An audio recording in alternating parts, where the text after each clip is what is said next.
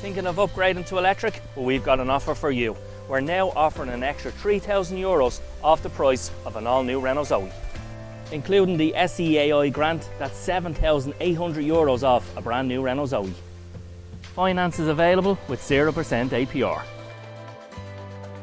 For more information on this amazing offer, click the button below. Kevin Plunkett wears 5, Kyle McCardle wears 6, and Aidan Fitzpatrick wears 7. Sean McLaughlin and Daniel Craven will wear 8 and 9 respectively. Andrew Hoy wears 10, number 11 Shane Lennon, and number 12 number 13 will be Aaron Dunleer, number 17 will be Thomas McCardle, and number 15 will be Donald McCardle. As for the Geraldines, in goal is number 1 Cian O'Donoghue, number 2 is Dara Fannin, number 3 is Oliver Begley, and number 4 is Alan Busman. Number 5 is Keane Carroll, number 6 is Shane Soran, and number 7 is Rudolph Joyce. Number 8 is Michael Curley, number 9 is Keane Spade, number 10 is Patrick Fennessy, number 11 is John Clark, number 12 is David Clune, wearing number 23 will be Cathal Fee, number 14 will be Jamie Soran, and number 15 will be Shane Malani.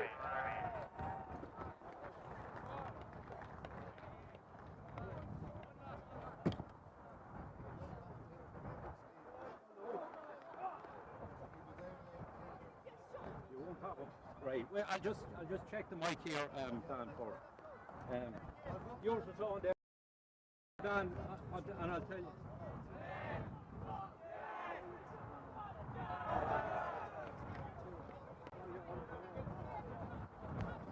Testing 1 2, testing 1 2,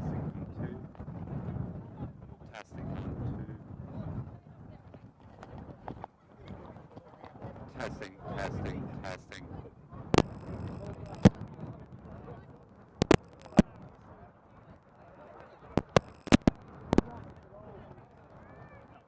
I'll just go straight on. Testing 1 2. Okay, Dan, give me a test now. 1 2 3, the Geraldines line out Perfect. as follows, Jack. Yeah? Yeah, perfect. Right, best of luck. Right.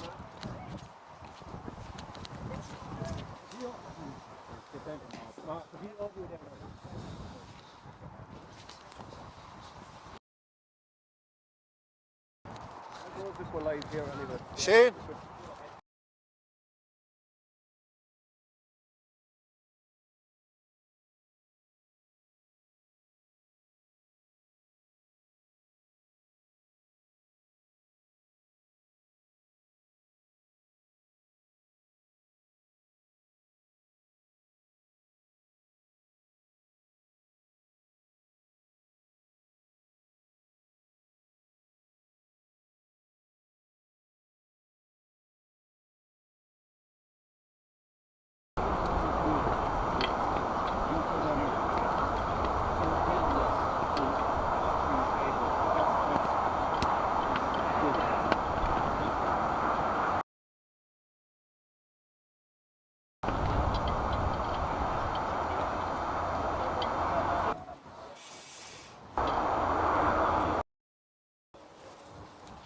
Well, Ray, how are you? I'm commentating. So, the Geraldines, the green. Yeah. So I won't be able to talk into you, all right? Today's match officials are as follows. Our referee will be Paul Finnegan of St. Patrick's. Standby referee is Declan Dunn of the John Mitchels. Linesman is Carl he's coming, Sean. Our fourth official is Emma Clinton of the Wolf Tones. The umpires is Michael Carter of the Dun Gales, Conor Lynch of Sean McDermott's, John Pepper of St. Patrick's, and Seamus Thornton of Cooley. We wish the match officials the best of luck for today's game. Yeah. No, I don't know where Colin goes. He usually goes to stand. Green, that's it.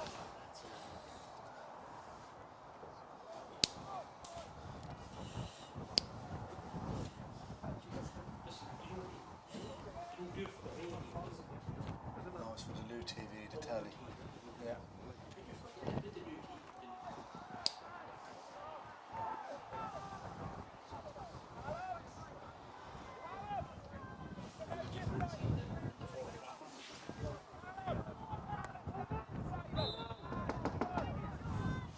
And we're live here from the under-15B final between the Geraldines and St.Mochtas against St.Brides. Straight away from the throw-in we have an attack for the Geraldines. Keen Farrell playing the ball inside.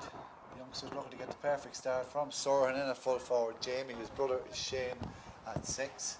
And they started with a lead for the Geraldines. Wind might play a factor here in Dunleer. Both sides well used to each other, neighbouring parishes. No love lost between each side, I presume, which would be the way.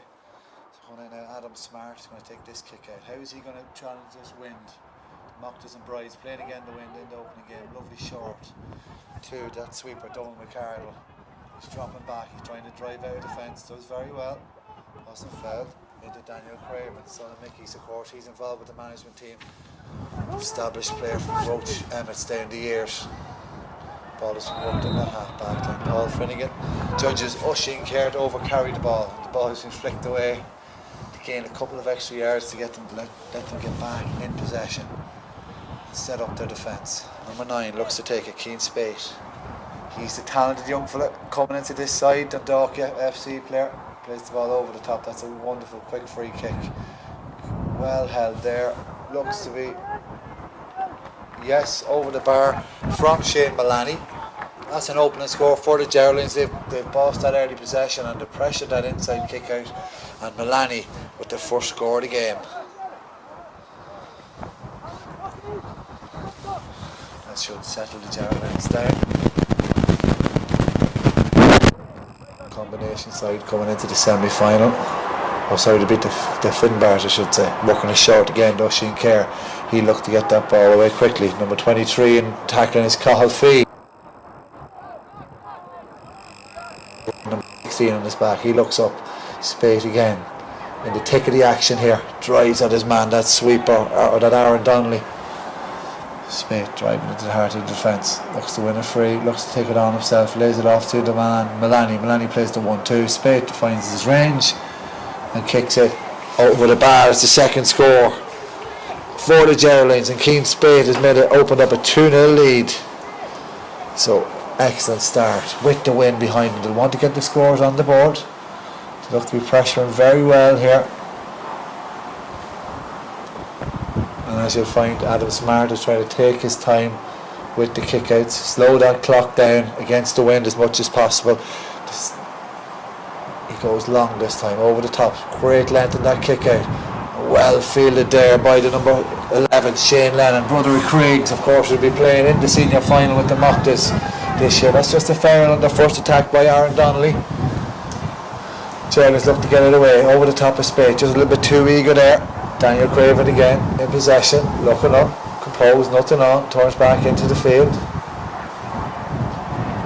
Have the left half back Aidan Fitzpatrick. Fitzpatrick gives it back to Craven. Just trying to get a couple of touches on the ball. Donald McCardle. He's involved with the Loud under-15 squad, the two of this team. Bit of a pull there by Spate on Sean McLaughlin. And Paul Finnegan gives an early free for the Brides.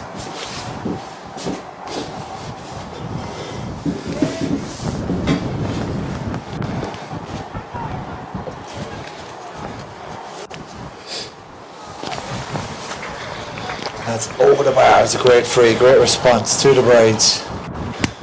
And Mochtas combination. That's their first attack, first real attack. They crossed the 50-yard line. And I'm delighted to be joined there by Sean McCann. They're on the 15 see, I've just mentioned a couple of them here for the Mochtas Brides combination. I think there's a couple, there's two on the Geraldines side. One of them is Keane O'Donoghue taking the kick out there for the Geraldines in the goal. Sean, thanks very much for coming along. No problem, thanks for having me. You're doing great work with the under-15s. Yeah, we've a very talented squad there, so looking forward to seeing can we get any new lads as well. Open-ended panel, you know, so some very good footballers out there at this level. Here's Shane Soren, he's coming up the field. The older brother of the two. He finds his brother Jamie right in the corner, the 14-year-old. He can play next year. He's well tackled there by Russian Care, but still holds on to possession. Cuts back inside to work maybe a shot off. Has support in Keen Spate. Spate's been involved in a lot of the action, a lot of good play for the Geraldines so far. Back out to Fee. Fee works at the Spate again. He's looking up to switch to play. Finds the full forward. Jamie Soren with the shot. It's blocked. No, blocked out. The keeper left it for. No, it's wide. Paul Finnegan. No, he's having a debate with his umpire. I think it was a. Yeah, I think it was a 45. Yeah, I think it was a good block there. Good Brides defence with a good block in. So Keane Spade will take this again. He's involved with you as well, is he? He was there for a while, all right. Yeah. They were saying beforehand he's contracted with Dundalk FC. Yeah, so he's talented. Yeah, even you can see him there. He's very clever on the ball. He uses the ball very well. So he's a very good footballer. Strikes it off the deck. Great contact with it. And that's in the back of the net. That's a great start, a fortress goal. He didn't know whether to celebrate or not, did he, Sean? They all count. Yeah, I think it was a mix up in the Brides defence with the keeper and the man on the post straight in. But it was a great strike. He used the wind well. And when the ball's in there, it can cause confusion. So now the Mochtas and Brides combination are really up again. And Adam Smart in the goals, Jack Smith the cornerback, Oisin Kerr fullback, Adam Bourne left full, Kevin Plunkett, Kyle McCarroll and Aidan Fitzpatrick make up the half back line. Sean McLaughlin, Daniel Craven are in the middle of the field. Andrew Hoy, Shane Lennon, David Shevlin, Aaron Donnelly, Tommy McCardle, and sweeping is Donald McCardle. That is the Brides team, and we see Kyle McCardle walking the ball up the field with that sweeper. Donald. In the Geraldines, it's Keane O'Donoghue in goals, Darragh Fanning, Oliver Begley, Colin Bootman in the full back line, Keane Farrell, Shane Sohan, Ruan Joyce at left half back, Michael Carley and Keane Spate, the goal scorer in the middle of the field, Pairc Fennessy, John Clark and David Clune in the half forward line. And in the corner now, wearing number 23 is Cathal Fee, Jimmy Sohan full forward, and Shane Malani in the other corner. And it's Spate again with the attack. Big long ball into that full forward. This time Adam Smart is quick off his line. Oh, he's just let the ball fumble. Soren took it off. It was a chance to go for goal. That goes to the right and wide. You can see nerves are playing a part here, aren't they, Sean? Yeah, it's a free in. Prescott free in here. Okay, so I think young McCardle there will have a big role to play sweeping for the Brides and the Mochtas, especially in this first half with that wind. Like the Brides and the Mochtas are going to have to keep the Geraldines to as low a score as they can with that. That's a very, very strong wind, you know. Yeah, and it's hard as well because they're gonna feel the nerves. They're gonna feel I have to stay in this game, but then there's the panic that they're so far behind already, so early in the game. But now has Soren Jamie looking to take his free off the deck. Didn't connect with that whatsoever, and it's going out for 45. Don McCardle just couldn't keep that ball after blocking it down. Geraldines have settled quicker here, aren't you, so far? Using the wind well as well. The young Soren in the full forward line looks a handful for the Geraldines. Yeah, he started very lively. So Spade again to be wary. He's after getting one goal already from a 45. They want to keep it out this time.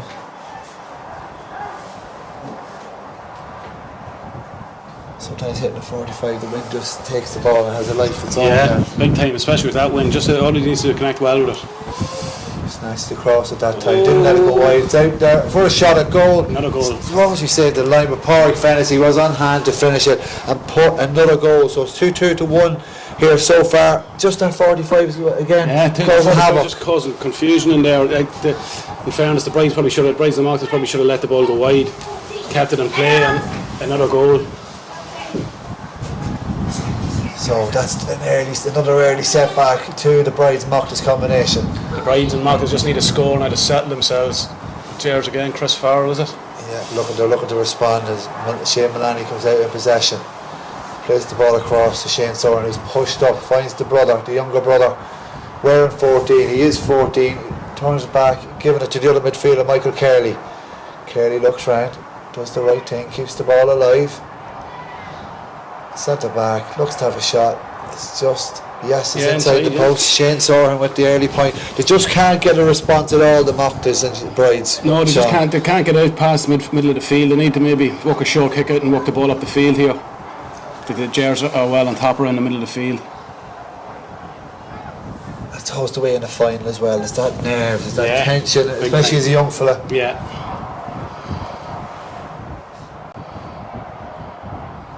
Smart, he has varied his kick outs going long to short. He's hit that one long, and in the waiting arms of Spade. There was two green men waiting under that drop ball from the Gers. He's tackled well there by Daniel Craven. Worked the ball back out again. You can't fault the Brides combination. Fuller effort, and Smart deals with that well that time. Puts the ball clear, comes back out to goal score fantasy, but the ball was deemed out for 45. Another one for Keane Spade to take a shot at. No, I think we give a wide, did he? Yeah, I think he gave a wide. Umpire gave a wide. Okay, so it must have went. Yeah, Adam Smart, he done well there. That was a dangerous ball in. He done very well. So he must have been carried over the ball. Yeah, he'll take confidence in that Smart after the initial error. He's getting great length in his kick out, considering the weight. Ball is dropping under fantasy now, the goal scorer. Zach Smith does well, wins possession and wins a free. Have to get it away quickly to that man, Dolan McCardle. McCardle looks up, he's going to have to run the ball. Not that many options inside, just Tommy McCardle. It's intercepted there by Shane Soren, who just seems to be absolutely everywhere at the moment. Yeah, very well. Dolan McCardle, Dolan's a very good player. We have done with the 15s. He's used to the ball, he's very, very good. That was well intercepted by Shane Soren there. What, they could be in again yet? No. So they're on. So that wind also playing havoc with the attack. They're going out over the end line as well. The Jers could probably let it in for a wee bit further out in the yard. They're trying to walk it nearly to the 45 and let it in, but they could probably let it in from in around the middle of the field with that wind. It seems to be picking up as well. Yeah. Smart goes short this time to his left full, Adam Bourne. Bourne happy enough to take possession and work the ball out again. High challenge, but Ricardo's very good under pressure. He's made ground here. He's looking for Daniel Craven. He's also in the loud poundage as well, is he, Sean? Yeah. Be good blood and Daniel with the Cravens from Roach. He's a very, very good player. Oh, well intercepted there by Oliver Begley, the big full back.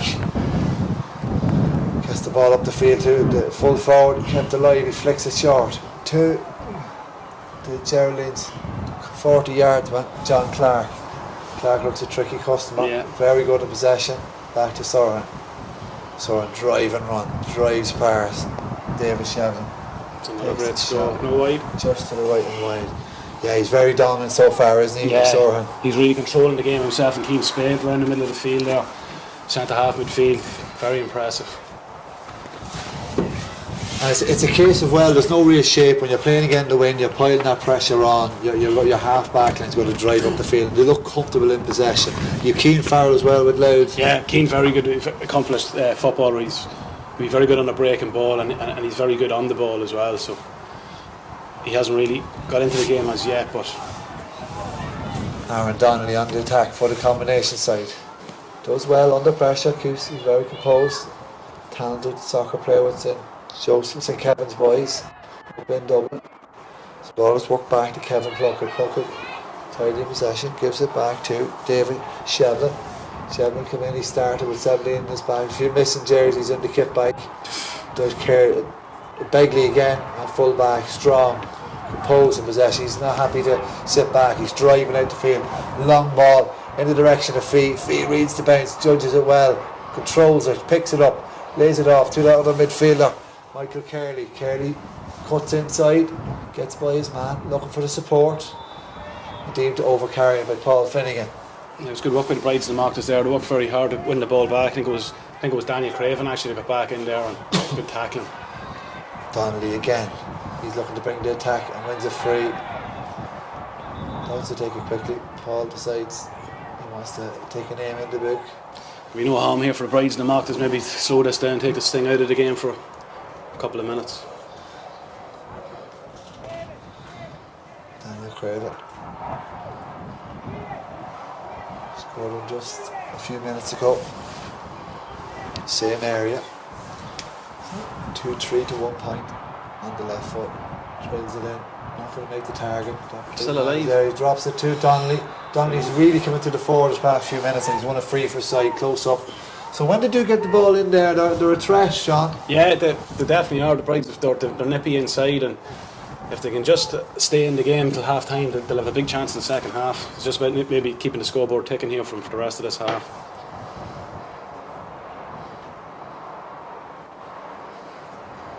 Craven again. Lines it up, he has his routine. That fella just lovely chip over the bar. Strike. So we'll see what way the kickouts go here. Will Jared use that use of the wind, get it up the field? Will they work it short for possession? How will the combination side pressure it? Keen good strike on my record. I would imagine he'll go long here and try, and he can go short as well. He's an accomplished keeper in fairness to him. Yeah, they'll have to be going long. It's a great strike. Great strike, great line. The kick out too spade, just can't handle it. Left half back, Aidan Fitzpatrick has possession. Works it back to that sweeper. That man who's seen an awful lot of possession, Donald McCardle. McCardle's looking around, lovely dummy. He's a lovely two men, yeah, lovely step, doesn't he? Yeah.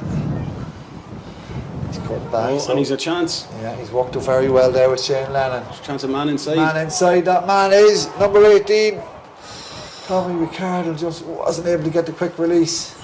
That's a great opportunity there for them to close the gap. It's a big chance. Sorry, nothing to respond. Go up the field maybe. Punch of that spirit even further after the great goal chance. Will get a score straight away on the other end. Soren works the ball again, but he's crowded there, but he keeps the ball alive to the other wing forward, the right half, on his left foot. Keen foul, but that's to the left and wide off his left foot. No, was it? Was it foul? Yeah, it was Keen, yeah. Was it Keen? There's the water break. That's the first half water break. So you're doing a lot of work. Who's involved with in the late under 15? There's David Reid, Johnny Clark, and myself, and James Califf after coming in to help us the last couple of weeks, and Sean Hands there as well. So you know, it's a very good, very talented bunch of lads. They're great lads to work with. A couple of games coming up now after Tuesday night. We're playing Laois and Darver, 7:15, and then there's a couple of games. The game next weekend against Wicklow and Wexford. So there'll be games over the next few weeks, you know. But yeah, no, it's a very, very nice squad. A lot of talented players. Have you played anyone else so far? There was a blitz at the start, okay. But there hasn't been one now. There hasn't been games in a while with the clubs and that. So with COVID and that, it was difficult to get challenge games and stuff. So we're looking forward to it. Boys are mad for games, you know. They can only do so much training. I can see that, yeah. You know, so. But yeah, no, I think this under 15 grade at Louth club level, it's a very high level, you know. There's a lot of very good teams, you know. Curly and the Blues are playing tomorrow in the final, and then you've the Marys are very strong, the Fechins, the Gales are decent. There's a lot of good teams, the Martins, and then this is a good standard for a B championship. Yeah, absolutely, and you've sprinkling of Louth players around, probably more. It's important for you to come and look at games. Oh yeah, you need to see other players, yeah, because there'll be lads fall through the net, as they say, and hopefully we can pick up more lads now over the next. This game and tomorrow as well, you might see a couple of lads, you know. Absolutely, thanks. The words coming from Sean McCann from the Dundalk Gales. Okay, so one of the Geraldines points was ruled out, just been told, so it's 2-2 to 2 points. So that's 6 point gap after the first half water break. Nothing really in it, that's a 6 point lead with that win, you'd expect anyway, but yeah, nearly 2 mistakes for goals, you know, for the Geraldines goals, the Brides and the Mochtas will probably kicking themselves, you know, but look, anything can happen in the rest of this half. As I say, the Brides and the Mochtas will be looking to keep the scoreline down, keep the scoreboard ticking if they can, and the Geraldines will be looking to press on and maybe get another couple of scores. They'll probably want to be going in 10 or 11 points at half time, really, with that wind. Absolutely. Eamon O'Neill, Mickey Craven, Craig Lennon, Martin Lennon and James McCardle would have got those words across to the Mochtas Brides combination. Over the Geraldines is Colin Corrigan, and he also was helped out by Paul Hand and Peter Nixon from the Islanders, but he's not able to be here today. He's a barber. He can't take a Saturday off. Too busy cutting hair after. But it's the Geraldines again who start through that man Shane Sorahan. He's seen an awful lot of possession given to Spade. He's the goal scorer. He's the main man for the Geraldines under 15 side. Looking for support this time from Ruan Joyce. Phelan, his older brother, who plays in the Louth Hurlers, and the senior footballers as well. Bit harsh, a bit harsh with Paul there, in fairness. The Brides Mochtas don't mind. It's a Daniel Craven. Looks to get the ball across. That's well read by Callum Bootman. Takes his time, looks up, scans the area and gets the ball into his hands. He's under pressure from Shane Lennon. His older brother Craig will be playing in the senior final for the Mochtas in a couple of weeks. That's the other 40 yards with John Clark. He's tackled high, but he's very good, very clever in possession. Cuts inside right, and he gives it inside to that full forward again, the other Sorahan, son of Brian's, and as he's forced out over the line, now the ball's still in play. Or is it, no, the umpire deems it a wide ball. Looks like, is it Seamus Thornton, former referee? Yeah, looks like Seamus, alright, yeah. So he sent you off a few times in your time, Dan. Yeah, you must know, you must be playing that day against the Gales, will you?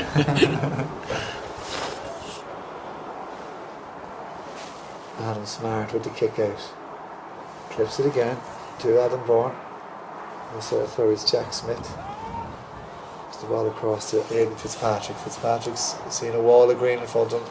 Looks to turn back, get off that sideline. Open the play up. Looks to be tackled, looks to be fouled, but no, ball is still there. Great pressure by John Clark. He worked very hard. Adam Fees tackling Oisin Kerr again. He's coming out with the ball. They're not afraid to come out with the ball out of the Brides. They're very confident on the ball. Probably not a day for it, really. Want to be getting the ball moving. Looking for options. There's too many. Checks and checks again and kicks it into the direction of Spade. Spade throws his man off his back. Starts and mounts another attack for the Geraldines. Gives it to Clark. Clark might be rewarded with a point. Comes back out to David Clune. Clune gets a shot away. It's going to go across. It'll go away to the left and wide. The Brides, Mochtas will be happy with this. Yeah, they're big time. killing the clock. They're not yeah. getting scores. No, they're doing rightly now. Since it maybe 5 minutes before the water break, they've kind of settled into the game more, and their use of the ball has been better. So was it Donald there is carrying the ball very well. Donald McCardle from the back. He's taking an awful lot of pressure off them. So he'll probably keep doing that now till half time. Smart looking to his left. Drills it into the direction of Donnelly. Ball is kept alive and caught well there by Dara Fanning. That breaking ball, crucial. Attack now, great move inside to. Oh, he can't keep it alive. Michael Carley gains space to Clark, looking to get the shot away on the right foot. Looks to be fouled by Daniel Craven. He was. He's quick as a flash. Keane Spades on to take that free. It was a foul, wasn't it? Yeah, it was a free. And Keane Farrell done very well there off the break, and he ran through and created the opportunity. Actually, it mightn't have been a bad foul because the man inside could have been a goal on for the Geraldines there.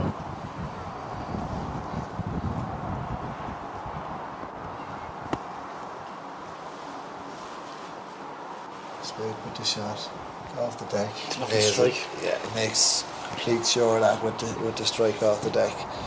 So Keane Spade makes it 2-3 to 2 points. Adam Smart, he's been very busy today, hasn't he, with all these kickouts? He'd be tired. I know that the Smarts will be Gail's family, so okay. Yeah, he's out in the father himself. The father was out to Knockbridge, so there'll be a bit of slagging there later. Ball breaks.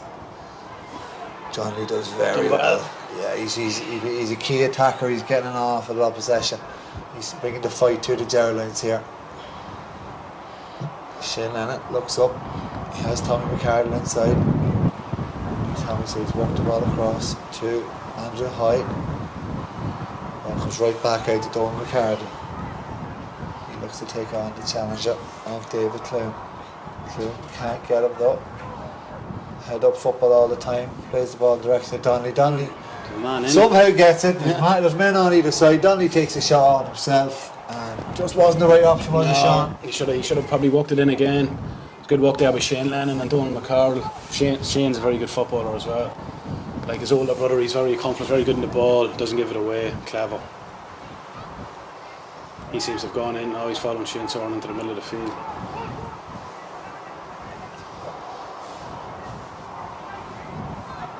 Keane O'Donoghue now. Throws the ball out, high ball direction, looks like he's pushing the back. You can see it from here, the press box in Dunleer. That's a free now for the Geraldines, a chance for them to build on their lead. They're 7 points ahead so far. Soren walks it short. He's out the wing to Clune. Keane Farrell, 2 half backs I should say. Soren walks the ball well outside the left boot. That's a great score. Yeah. He's been very impressive so far in the first half, dominating the game really from centre half, driving his team on. He could be called up, Sean. Is that your job? Is that David Reed's or is that Johnny Clarkin's? Yeah, we might put that pressure on Rito maybe, he'd be a man for that.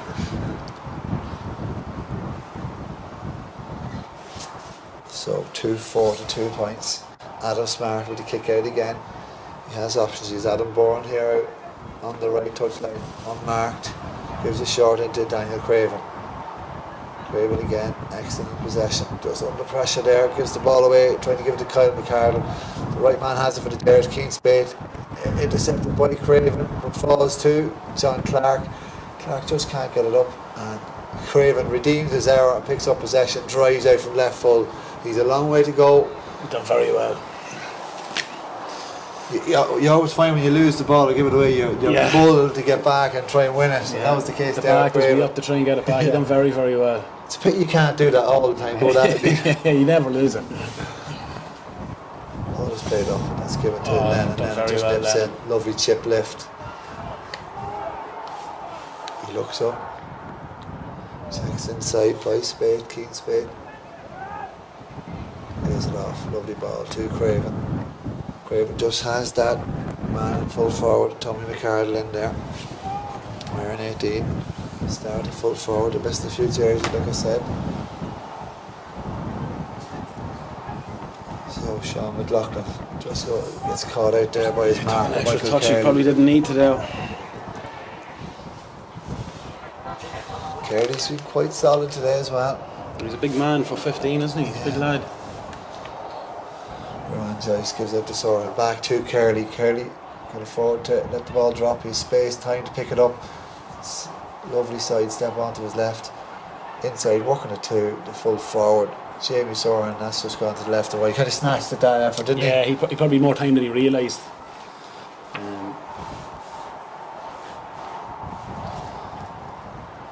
So, both sides looking to win the Liam Cosgrove Memorial Trophy.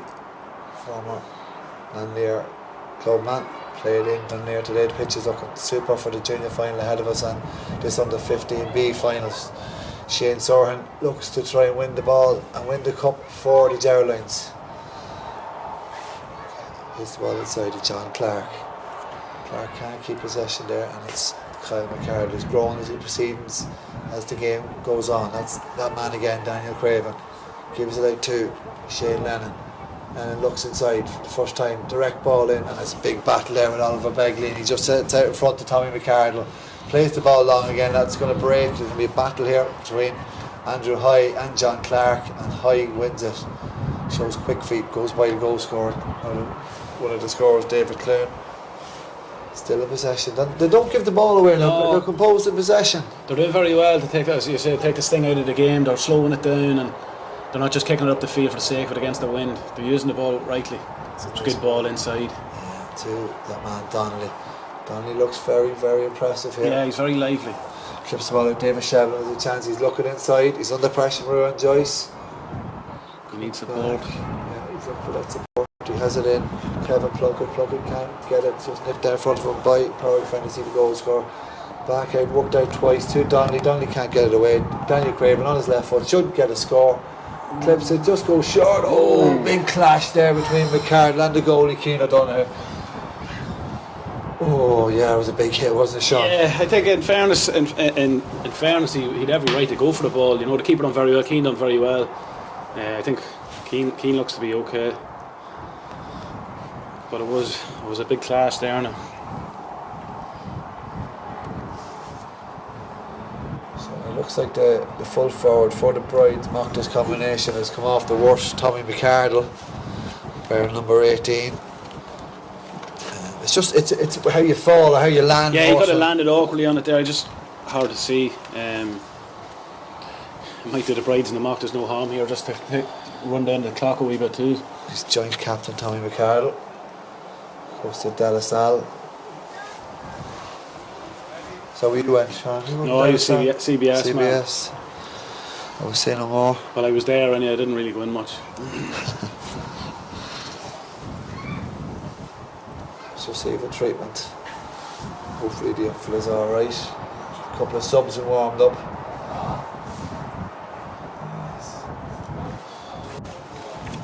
Warming up is Jack Murphy Bourne. It doesn't look good for Tommy McCardle. Oh, he looks to be under a bit of pressure here now. Yeah. Could have landed locally on his back maybe.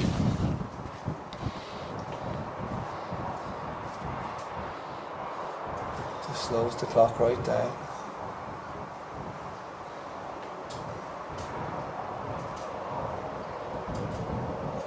See the Jair's physio's on there as well with him, so hopefully he's alright. Yeah, nothing too serious, hopefully. 2-4-2.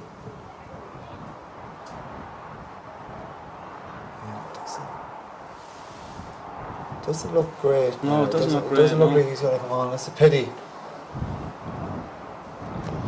Yeah, he's a big man at that second half with that wind. He could have been, if he's not fit to continue, he could have done a job in there in the second half, definitely. Yeah, it's just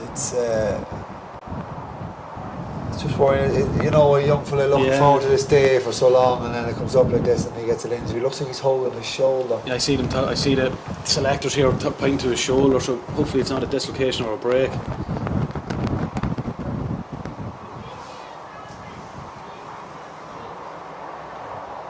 Young for Tommy McCardle. So best wishes to him. Hopefully he's alright, nothing too serious. We might see him in the second half, Sean. He might come back. You never know. It looks like Jack Murphy-Bourne is going to come in place of him. So the St.Brides combination really up again here this evening. 2-4 to 2 points there. Forward trying Campbell, Tommy McCardle. Big collision there with Keane O'Donoghue. Is he in your first choice goalies? A couple of goalies in? We've actually 4 keepers. 4 keepers, okay. Yeah, so 4 actually very good keepers. There's not an awful lot between any of them really, to be honest. Like, Keane's very impressive kick out there, and he can vary it up, so good shot stopper as well, so there wouldn't be much between any of them, you know. Who else is that much to do? There's Adam Cassidy from the Joes. Okay. There's we seem to have a lot of goalies in there. There's a big depth of... Yeah, there seems to be, even with the underage, there seems to be an awful lot. And then it's at senior level now to keep, I suppose... log jam there. I suppose everybody maybe wants to be Stephen Cluxton now. Yeah, you know, no one ever wanted to do goals. We were growing up. No. And then they're nearly an extra outfield player now as well, so they're the time in the ball, and they can come and pick passes.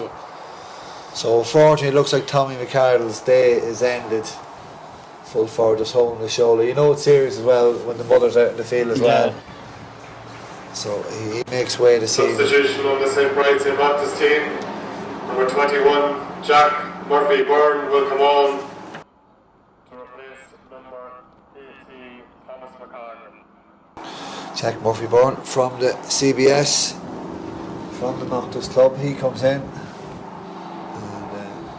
Keane O'Donoghue has the free out. He'd be in a bit of a hurry to take it. They'll be keen to get a couple more scores on the board. Yeah, the Jers want to be getting a couple more scores before half time. Keane Farrell's under it, breaks to the midfielder Keane Spade. He has a midfield partner, Michael Carley, beside him. Shrugs off his marker, Daniel Craven. Another foul again. He swings the hand back, but he's frustrated. But he finds Keane Farrell. Farrell, lovely play, beats the man in the solo run, takes the shot and goal. That's a great score. Yeah, very impressed by Spade there as well, along the sideline, used his strength well and kept going. Lovely, quick, free inside, and it's a classic score. It's a classic score considering the lengthy stoppage and the delay in the game. It's a lovely instep of Keane Farrell as well. So they extend their lead 2-5 to 2. Smart again with the kick out, dropping it on that left hand side, and Farrell again is under it, but just can't hold on to it. It's Aidan Fitzpatrick with possession, gives it back to the left full. It's back to Fitzpatrick again. He's deemed overcarried. He's under pressure there. He just took a little bit too much out of the ball. Jared, you can see that play. They're anxious to get more scores on the board just before that half time. Used that full wind advantage. Left foot. Great score. That's a great score. Great point from distance from Shane Soren. He's that's his third, And they're not really using that. They're going for goals. That they had chances. He can kick they could have popped them over, you know. So they failed to score in this second quarter, in this first half, the opening half, the St.Brides combination. That's high, it's hanging. Kyle McCardle tries his best but just can't get that ball. A Spade again. He has options inside him in Soren. Jamie with the shot, low. Oh, goes across the goal mount. White ball. And the Brides Mt come away with that goal, not going into the net. Smart, you can see he's in no hurry to take. He's going to kill that clock, isn't he, Sean? Yeah. It's clever play from there. The Geraldines are trying to get balls on. sure Eamon O'Neill will be watching us that win the second half. We'll be telling the Mochtas Brides just to be popping it up from the D. We'll be take your points in the goals. As I say, the goals will come. Yeah. 2-6-2, and it's Adam Smart with the kick out. Long delay, remember, due to Tommy McCardle's injury. Best wishes to the young man in his recovery. As he's caught by Adam Bourne, did very well, take it on the hop, gives it to Oisín Kerr. He drives out from his half back line, looking for support. Very comfortable in possession, goes by two men. He's just going to get into trouble. John Clark is a great man at dispossession so far this half, but just a little bit too eager there, pushing the back on Donald McCardle. The Brides Mochtas, they're living dangerously. Yeah, Donald done very well there because there was a goal on for the Geraldines, so it would have been a big blow for the Mochtas. The Brides just before half time. He covered it well. Oh, great work again by the 40 yards on a full forward, Jamie Soren. Soren has it, throws off his marker. Hits the post this time, falls to Oisín. Fee turns right to that goal scorer. All the fantasy. To Spade, the other goal scorer. Nice to get a shot away, composes himself, takes the shot and buries it over the bar. So that's 1-3 Spade has now this evening. You can see the bit of soccer on Keane there. I think he was looking for the goal. But it's been those nearly that down that spine. It's been the two Soren, Spade, and John Clark. He got through an awful lot. Yeah, he seems very, very accomplished in the ball, very comfortable, and he's a threat the whole time. Very nippy. Soren seems to have pushed up into the middle of the field there, Shane Soren. Caught again, just can't hold on to it. Keane Farrell. Go for it. It's a free, looks like a hand lad on the ground, or maybe charging. I think it's a bit harsh, was it? Yeah. Right, Mochtas just take it a little bit too eagerly and just doesn't go into the right arms. A good tackle there. Great tackle on Callum Bootman. Shane Lannon. By Shane Lannon. He looks up, he's looking for that new man. Jack Murphy-Bourne. He's isolated inside, so he's going to have to play it short and work the ball. Looking for someone, Shane. Della Salman as well. It's Joey Donnelly. Aaron Donnelly, I should say. Takes on his marker. Ruan Joyce cuts back inside. He had him bet. Cuts it in. Great ball movement here. Quick hands too, Craven. Oh, there's that for. That's a great tackle there by Shane Maloney, the first point scorer of the game, of the final.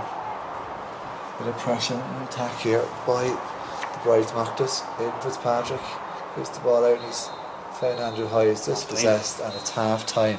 2-7 to 2 points. Nearly goals in a row from Keane Spade and Pairc Fantasy. Saw the Brides Mochtas down 2-2 to 2 at the first half water break. Two scores from the Craven dead balls, and then in that second quarter they extended the lead with 5 points. Spade with 2, and then Spade with 3, 2 I should say. Keane Farrell with 1, probably the best point of the half, and Shane Soren with 2. Makes it 2-7 to 2 in the under 15 B final here in Dunleer as we cut to a break.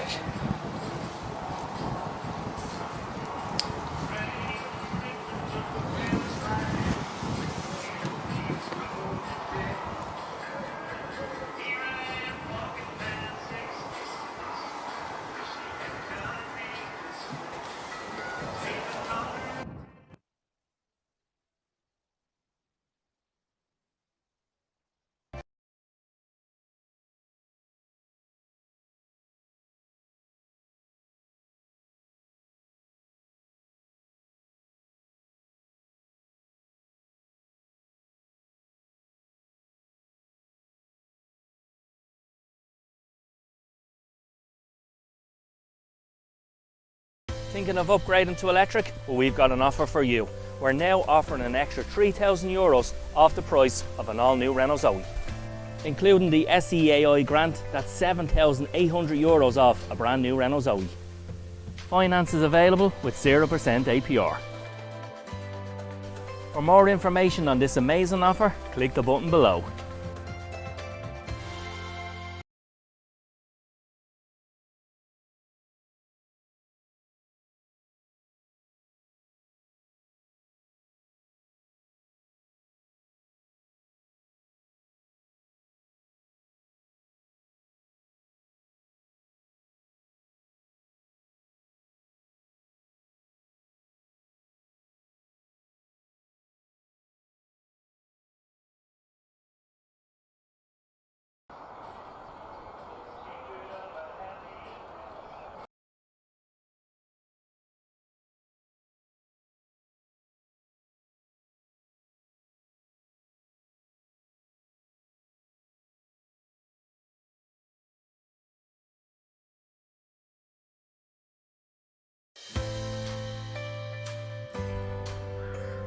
Here at Blackstone Motors, we're delighted to announce the arrival of the all-new Renault Arcana. So this is the RS Line E-Tech edition, and the engine comes from our Formula 1 team in Renault and from the E-Tech technology. Comes with a large portrait screen for your sat-nav, your phone, with Android, Apple and Auto CarPlay available across the 3 models. Also has a digital screen on the dash. So this Renault Arcana, it's absolutely fantastic, and we're going to take orders from October for 221 registrations on this all-new Renault Arcana.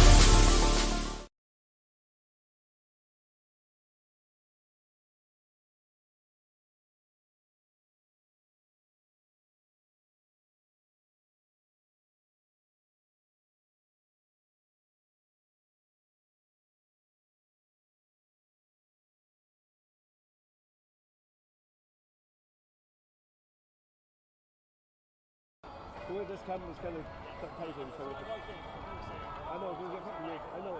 I just had to do it anyway from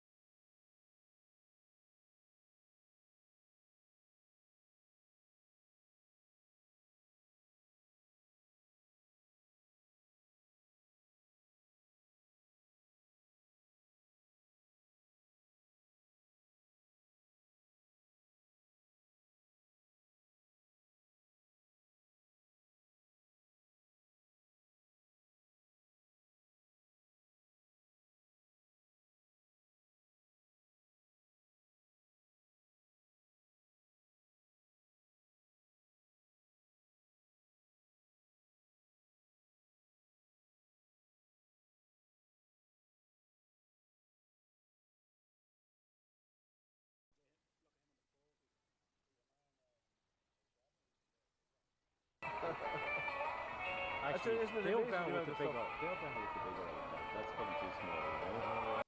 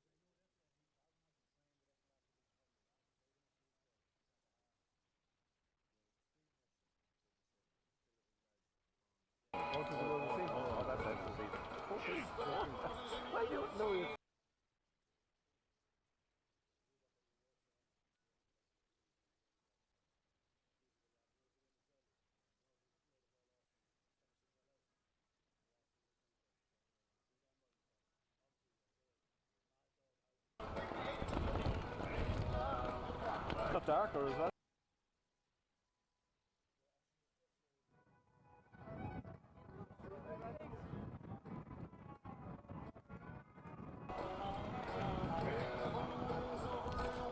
This may here plays centre half. He's not bad. A hairy lad. That's Brady.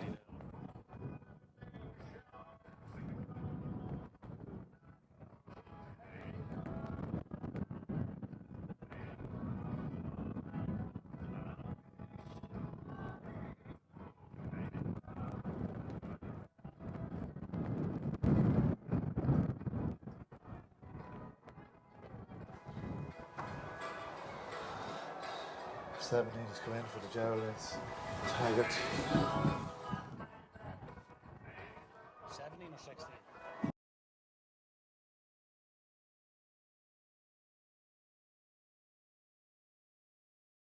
Under 15B final.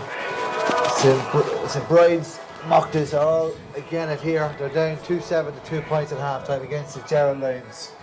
Keane Spate and Pairc Fantasy with the first half goals straight after one another.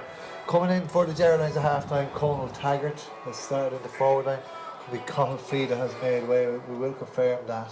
And looks like 24, Ralph Tinsley has also come into the attack for the Geraldines. So a couple of changes, but having seen the way the Brides and Mhuiri attacked, there's still more to the game here, especially that wind is picking up, Sean. Yeah, big time. I think the first 5-10 minutes will tell a lot now for this final, the second half. I think if the Brides and Mhuiri can get an early goal, they'll make a real game of it, you know. If the Geraldines will try and control the game, I'd say like the likes of Shane Sower and Keane Spate around the middle, they'll be trying to take the sting out of the game, keep the ball. But if, as I say, if the Brides and the Mhuiri can get an early goal, they'll make a real game of this. Here we go, the game gets underway. Falls to Keane Spate. Very dynamic player. Moving both sides, great in the solo, and he's putting Craven under pressure. Craven does well, but look to me, steps there by Spate. And Craven's in a hurry to take it quickly to Lennon. Lennon does was unlucky not to get the ball into him. But Soren does well. Shane Soren very impressive here today at centre half for the Geraldines. Gives it to Spate. They're comfortable now. They realise they have a gale force wind. Is an entirely different perspective for the Geraldines in their attack. Facing that wind, having played with it at their back. Callum Bootman has a very composed footballer. Lovely left foot. Plays out to his other cornerback, Dara Fanning. Fanning gives it to Ruan Joyce. Joyce cuts infield, makes ground. Has support, doesn't need it. Did need it in the end. It's a free out for the Brides and Mhuiri combination. Craven looks inside. Look at the Donnelly. Donnelly looking to get the ball in. Oh, Dara Fanning gambling. Just got the hand in. Lovely cornerback play. He's putting Donnelly under pressure. Donnelly's able to take it. Pulls away from his man. Looks to be fouled. That's a good start for the Mhuiri Brides. Yeah. He was unfortunate there, Fanning. He done well. He got the hand in, and he just Donnelly got the bounce of the ball. Donnelly's good. I think he's a good soccer player, isn't he? Yeah, he's in Kevin's boys in Dublin. So yeah, you kind of know when you're in a team that's set up at that age, you're going to be a top quality player. Craven now. Made for left for the free taker. Substitution on the Geraldines team. Cuts across and that just goes wide. Up for 45. Number 17, Colonel Taggart comes on to replace number 23, Cahill Fee.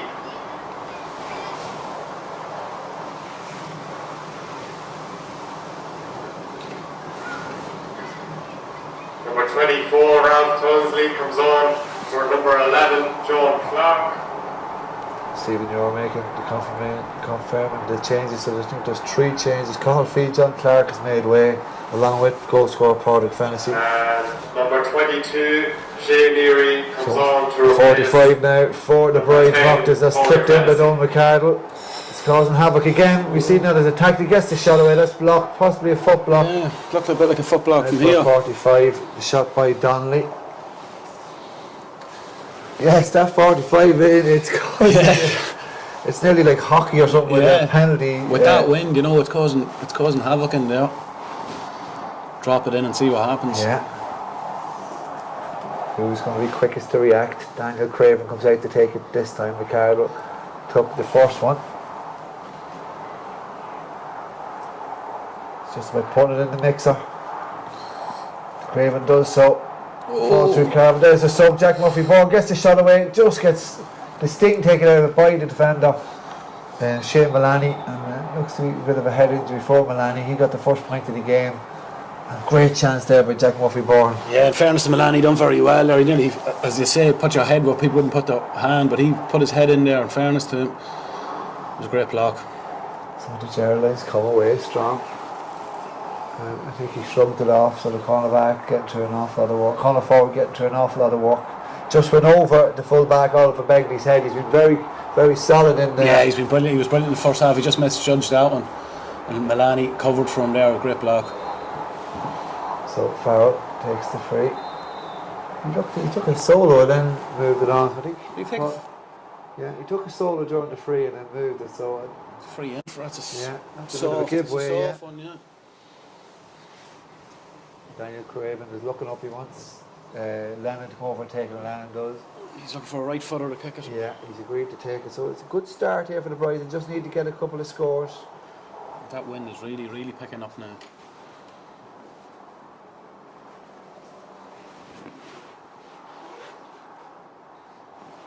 Lennon takes his time, takes a shot, and gets the first score of the half. The comeback is possibly on, Sean. Yeah. It's a good start from that's what they would have wanted first goal. So 2-7 to 3. 10 points the margin. They'll take a couple of goals, or maybe they'll just grind it out with point after point after point. With the Mitchells coming underneath us here, they're warming up for their big junior final, their first since 1998. They played Glen Emmets at 4 o'clock. This will be on this stream. Colin Corrigan will be doing main commentary alongside James Mhuiri, led on the 14 coach. So ball gets on the way. Keane Spade again, looking to bring that attack into the wind. Strong runner, beats Kevin Plunkett, gets tackled, gets fouled there by the St.Mochtas combination. I think it's Ricardo again. It's great leadership from Spade there, you know, taking the pressure off his team. Great run and used the ball well. Spade gives into Mullaney. Mullaney's under pressure, does well, not overcarrying it, not being dispossessed, and finds his man Cullen Bootman. Bootman gives the left hand to Curley in the middle of the field. Curley looks up, slices his solo, drive on, using that long leg to stride up the field, finds the full forward Jamie Soren. Soren's dispossessed there by Oisin Kerr, but still has it. They're battling away there, the St.Mochtas. Still there, bit of a ruckus here. Yeah. It's just like ping pong. Yeah. So I think he was kicked on the ground. Yeah, he was done with Ricardo when he went to pick it up. Or maybe it was Kevin Plunkett. It's Daniel Craven actually is in possession now. Craven does very well to come off that sideline on his left foot. He has Jack Murphy Bourne all on his own inside, goes long with Callum Bootman. He's grown into the game. Yeah. Mullaney has it, he's under pressure. Bootman again sprays it, used possession in very good. Gives it to the centre half, Shane Soren. Soren has 3 points in the first half. It's dispossessed there. We'll have to get the shot off close to the goal, and to see it, the Mochtas Brides are defending it very stoutly. Spade chooses to run it, drive into that space, that scoring zone. Too small, does very well. Gets fouled, had to be fouled in a way, he's just getting that much force, wasn't he? Yeah, that's brilliant play by Spade. Even very impressive there with Soren. He worked the ball, kept the ball well until he saw an open, give it to Spade. Brilliant run through the right through the half. So substitution on the St.Mochtas Brides team, number 19, Shannon Hyde, comes on to replace number 4, Adam Byrne. Shannon Hyde, son of Aaron's, former Loud player, Loud minor manager at the moment. Adam Byrne's done quite well today. He took short kick outs in the first half. Yeah. Spade now with the chance to nail a free, just to cut the depth, to increase his lead, cancel the St.Mochtas open and score, and he does so. Strike. Yeah, I'd say Adam Smart, and I'd say he'd go along with this one, use the wind and look to hit the 445. He's a very good strike on him, Adam.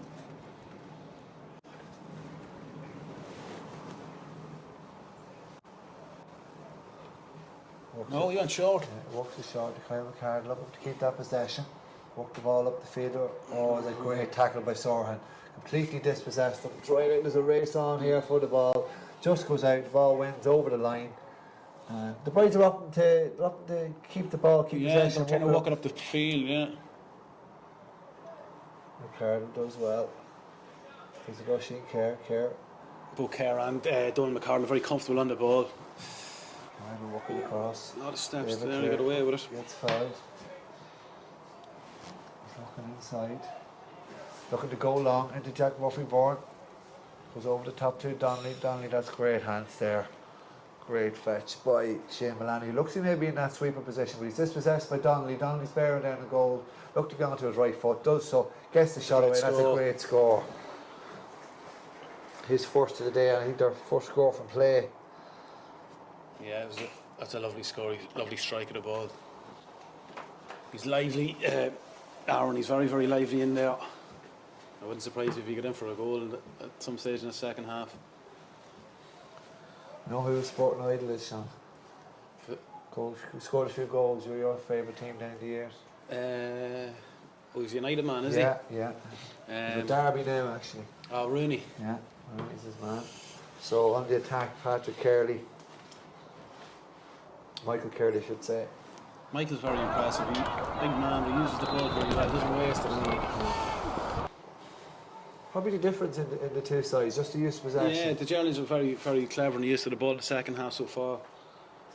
They're walking it into the scoring area, you know. So Spade on the attack. Torrance gets the shot away, low trajectory. Just kind of cut across the ball, didn't get enough on it. Spade really, he's all action, isn't he? He's a very good player. Yeah, he's been everywhere today. And it's smart to kick out. He looks to be going wrong here now. They advise him to go.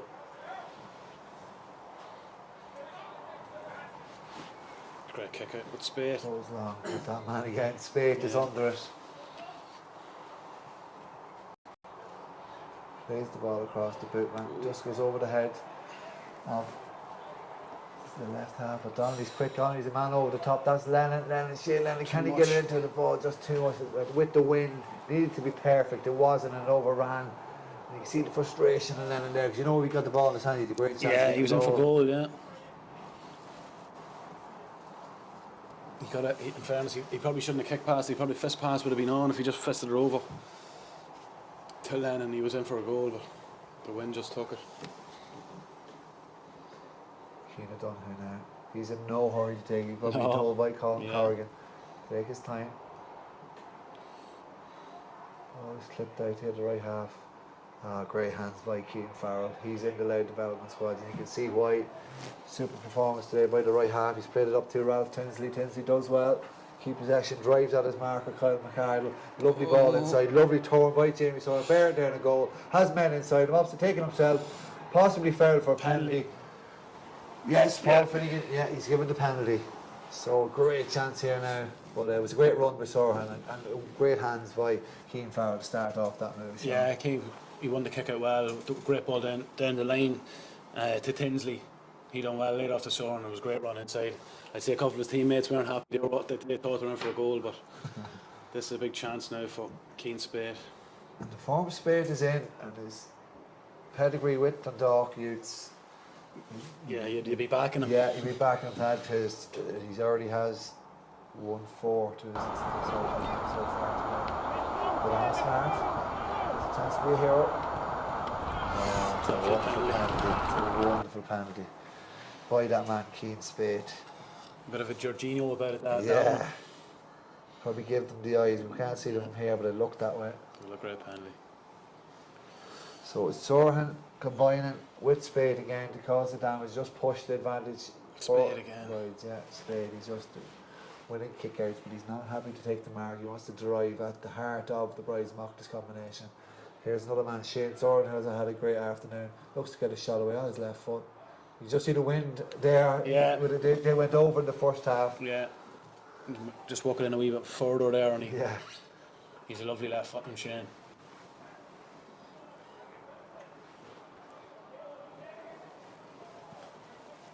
So Adam Smart, will he change it up now? Will he work it short? Hayden Fitzpatrick's free on the stand here, look, calling for it. Ups to go long down the centre again. Spate is under it, gets called to leave it, but Donnelly nips in, headed up, headed 3 Geraldines players, brings that attack. Good player, gives it out to David Shevlin. Shevlin works the ball, but they're in the corner. That's good defending there by the Geraldines. Corner back, Dara Fanny comes out for a sideline, right in the corner. So there's a chance now maybe to drop it in the square on top of Keane O'Donoghue and that big full back again, Oliver Begley.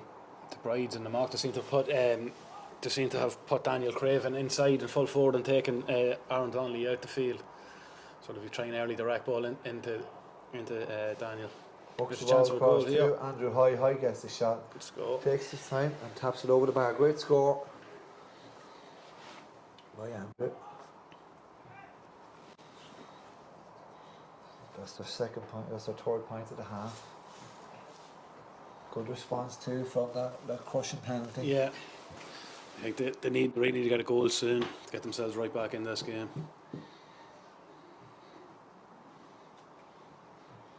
Goes under the stand. Massive bodies there, and it's Craven who comes away with it. Lovely pick up. Raise the ball out to Shane Lennon. Lennon looks up. Nobody really inside. Has to run it. Looks to lay it off. Looks to turn and get a shot away. Gives it back out to Shevlin. Shevlin picks it up. Off the ground. Lifts it off the ground. It's just not going the way. No. Geraldines in no hurry to take it. Are you going to stay around, Sean, for the junior final? Yeah, I'll stay around for it, I think, yeah. Who's Depends on that weather. It's hard to look past the Glen Emmets, isn't it? I think with that wind, when the Glen Emmets have it, I can imagine that the ball will be bombarded in the top of Conor Grimes, the edge of the square. Yeah, that's the key battle. At the edge of the square, and on the other side you have John Gallagher. Yeah, Gallagher's a good player, yeah. I wonder, will the Mitchels drop Bingham back in front of Grimes against that wind? I'm sure they will. It's coming up at 4 o'clock here in Dunleer. This looks perfect. There's Sorahan again. He might feature down the years in the chairs. It's under 14 as well. Remember, he shrugs off his marker, throws it up on the left foot. It's hanging, it's dropping. That's a great score. And that's a great score. Sorahan's been very lively as we make the water break. The chairs are just keeping the scoreboard ticking over now. They're doing well, though. Controlling the game well. Keane Spade's been very, very good in the middle of the field. Stand-up performer probably on the day so far. Would you believe it, Sean? That's Jamie Soren's first point of the game. So I'm surprised at that because he's been very, very effective, hasn't he? yeah, excellent play with the full forward. What will Eamon O'Neill be saying to his troops? I'd say he'd be telling them they need a goal quick, they need to get the scores quick. But as well as that, you don't want them to panic, there's still 15 minutes. So if there is a chance of your points, take them.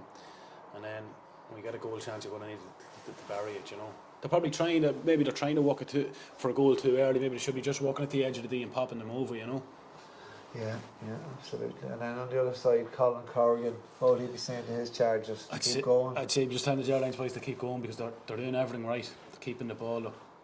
They're walking it into an area. They're winning the ball around the middle of the field. They're winning the break. So he's just going to tell them to keep going. I'd imagine, keep doing what they're doing. Absolutely, yeah. It's 3-9 to 5 points with the A final tomorrow between Cooley Kickham's and Newtown Blues. That'll be here. That'll be in the Clans tomorrow before the intermediate final. Will you tip down to the Clans? Are you allowed into the Clans, Sean? Yeah, no bother there. Yeah, just have to go into a back wall, hop the back wall, it'll be alright. Just don't let them see me. That'll be a good game tomorrow. The Blues will be hot favourites, but you just never know with Cooley, do you? No. They'll have a big crowd as well with the final. And they'll be well up for the intermediate final and intermediate final after, so they'll have a big crowd. So any further changes now as they come out for the final quarter. Will there be a big final quarter here? In the 15 Liam Cosgrove Memorial Cup, brought to you by Cullen Autoparts. That's a big kick out, booming kick out. It's gone long for the first time and it's broke in the way of Sen and High. High has possession, lifts the ball into Donnelly. Donnelly just can't get it into his hands. And Darragh Fanning's had a great second half. He nips in, gets possession, but it's fallen to Donnelly. Donnelly with the chance to get a goal, give him a start. That's blocked down by Ruan Joyce. out for a 45. They just can't get that bit of luck. No, they just need it. They need a wee bit of luck here now to get them going. 45 though seems to be.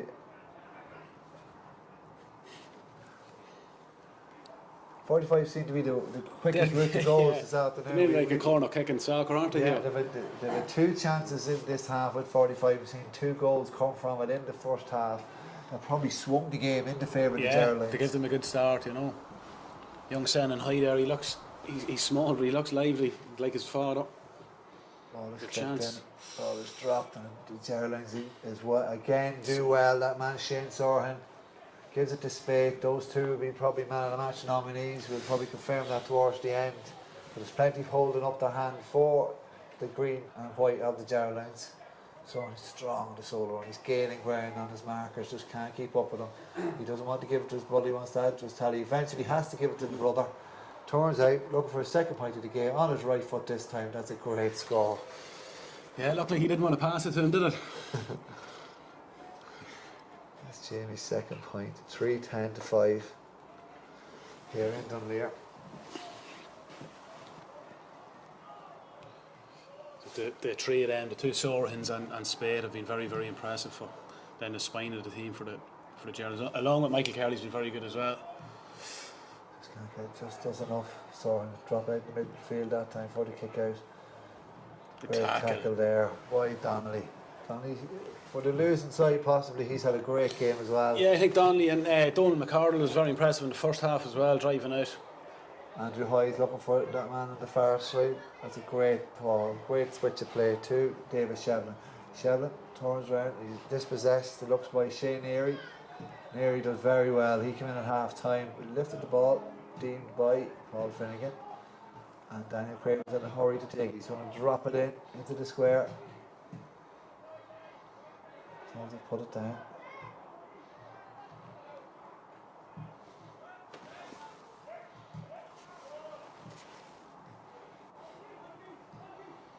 Daniel Craig looking to clip it in. Maybe advertising does clip it in. They drop it in the area. Does very well there. That man we mentioned a lot in this first half and second half, Keane Farrell. He's involved with Sean McCann in that Loud under 15 squad. A lot of talent on show here today. That man Keane Spade driving out of the fence. Very impressive performance today. He is 2-4 to his name. Standards been very high today, you know, especially for, as we said earlier, B Championship final. You know, it's nearly as good as any A Championship final. You'd see that very, very good. A lot of good players on show. The use of the ball is very good, particularly from the Geraldines. You just see the work being put in by clubs. Yeah. You know. Oh, look, if you take your eye off the ball at underage, you're snookered. You know, you have to underage is where it's at. You need to be at it all the time. Alex who dropped in Ryan McCardle. In the square again. Sweep it out. Shane Mullaney was happy to let that ball go wide. So just they have built the pressure up the St.Mochtas Brides, just haven't got that score to narrow the gap and build that bit of sense of panic. Yeah, they just haven't got. Rear guard. No, they haven't got close enough, and the Geraldines are comfortable enough here now. You know, coming into the last 10 minutes. Looks like the Brides St.Mochtas, Eamon O'Neill, Mickey Craven. They look like they're going to throw on a couple of substitutes. Mark Daw, Michael McElroy. Maybe will come into the match. See Decky Byrne down there, he looks like he might warm up and go on at some stage. Looks like he's going to save himself for the big final in a couple of weeks. I heard he was well rested last night for the Shield and Cup, alright.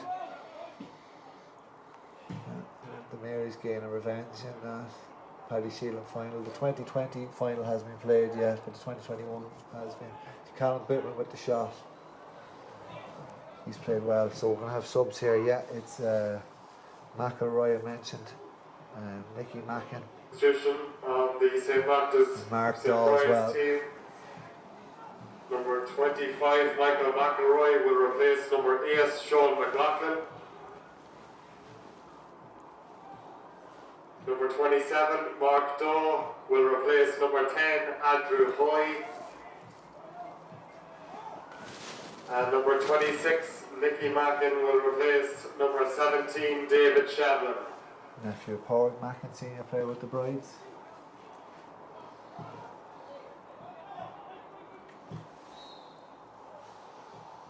That substitution, they've up to go short then. 2, Donald McArdle. McArdle ships the challenge of Ralph Tinsley. Looks up the field, lovely hand pass to Lennon. Continues his run, give the ball to that new man, Michael McElroy, who walks the ball out to McArdle. He has it, evades the challenge of Shane Erie. Great play is Lennon off the shoulder. Great time run there by Lennon. Takes a shot of goal on his left foot, just doesn't have the accuracy. That goes to the left and wide. 3-10 to 5 points here in Dunleer. Looks to be a win for the Geraldines. They've managed the second half quite well, haven't they? They've been very impressive in the second half, in fairness to them. The men we mentioned already, but also the rest of the players, they're very comfortable on the ball. They're very well coached. Peter Nixon must be doing something right with them. Diners might be too happy with that though. Ball breaks to Callum Bootman, who's been very impressive. Sorahan Shane gives the ball up to Neary. Oh, sorry, no, it's David Clune. To Sorahan, to Bootman. Might have another chance. He might line it up on the left foot again. Opposite, give it, but it's intercepted by Michael McElroy, the substitute. Does well. McArdle has it. Gives another substitute, Mark Daw. Back to McArdle. Just gives the ball away to Shane Mullany, who's been everywhere. Great tackle by Donnelly, but it's still there for Bootman. Bootman used the ball well again. Despite driving through the middle, you can see the acceleration on the young man, the midfielder. Takes a shot, gets blocked by Lennon. They have a great battle today. Comes into Clune. Clune gives it to Sorahan. Full forward on his left foot. He's strong. Drives the shot and it's blocked out for 45 by Kevin Plunkett. Another 45. We've seen him wreak havoc. See what it's like now against the wind. O'Keen Spade, yeah. Is he going to take it? Yeah, he's just waiting for the ball to come out.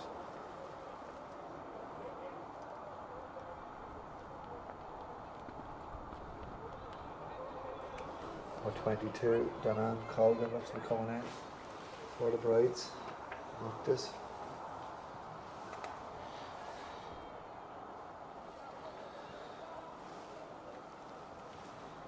Midfielder from the Mhuiri look. Fucked it well there between the two of them. That's clever again. They have 45, they just chose not to boot it in just because they have one. Walks the ball out to Soren. Looks just pulled it, did he? Yeah, I think he pulled it. Yeah, it's just straight across the left and right. So this final quarter just hasn't happened for the Brides. Mhuiri. They haven't got that chance to build a bit of pressure on the scoreboard. It's Soren, but the only point of this quarter as they're walking the ball out again. And one thing about the Geraldines, their forwards are working very yeah, they're pressing them very well, yeah. I think, as you said there, the Brides and the Mhuiri, they needed an early goal to get them really back into the game, but Kyle McCard's under pressure again. That sub Danan Colgan looks to be coming in now for left half. Substitution on the St.Mochtas Brides team. Number 22, Danan Colgan, replaces number 7, Aidan Fitzpatrick.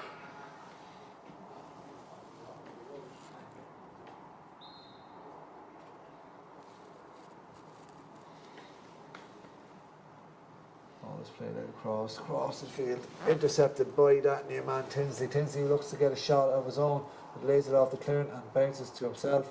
Finally gets it to Clune. Clune's coming out. Will he get the shot? No, gives it to the right man in the right position. Curley has it now, the midfielder cuts across, gives it to Soren. Soren's fouled around the neck and he wins a free for himself. He might want to take himself too. He's very strong, Jamie Soren in there. You know, he's a big target man, but he can move for a big man. He's quick.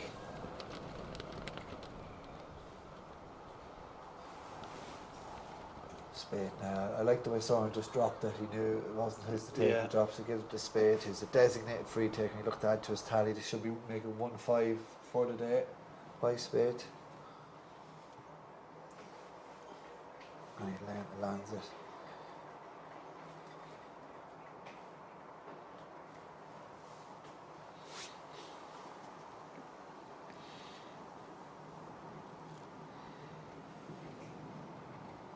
Jim McEnany could be under pressure there in the next couple of years with Spade, with that free kick, and he's very good at it. Yeah, very talented player. 3-11. And the tally is 2-5 of that.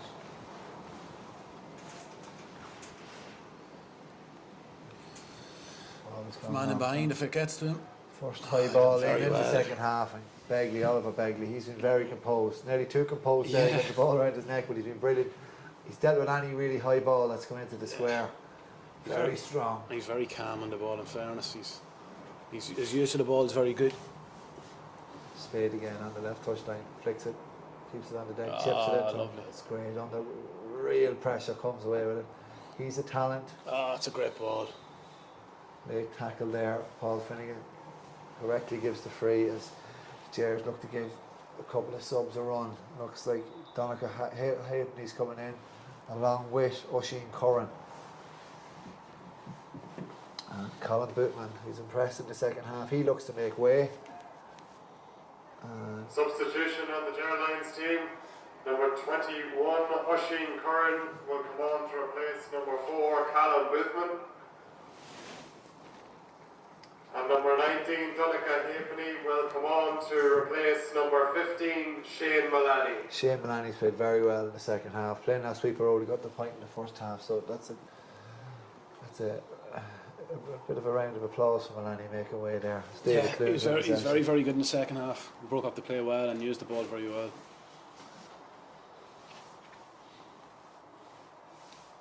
Sorahan gives it out to Farrell. Farrell to Sorahan. We've seen that all afternoon. So I'm going to get the shot away. Gives it to Jamie. Jamie gets a shot. He adds to his tie. That's a great score. That's his third, so he's level with the brother now. Shane can say he was playing centre half, not full forward, though, so that's the only thing.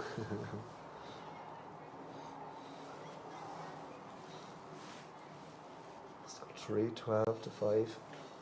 Despite the margin, it hasn't been that one-sided of a game. Just the Brides Mhuiri just couldn't find the target to narrow the gap. The Geraldines are just more productive in front of goals, you know. Ball goes over the top, finds the arms of Sennan High. High does well, keep possession and win the free. Drops it to Donald McCardle. McCardle looks inside, over the top of David Craven, Daniel Craven, and Begley could leave it to his goalie, Keane O'Donoghue, who's that composed. Ruan Joyce has it, plays a 1-2 with the goalie. They're full of confidence now, the Geraldines. Michael Carley has possession, drives by 2 men. Very impressive from the big man. Lays it off to Sorahan. He's dropped very deep, Jamie.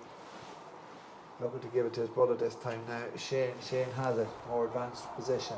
Clips the ball inside to Tinsley, who's seen an awful lot of possession for the sub.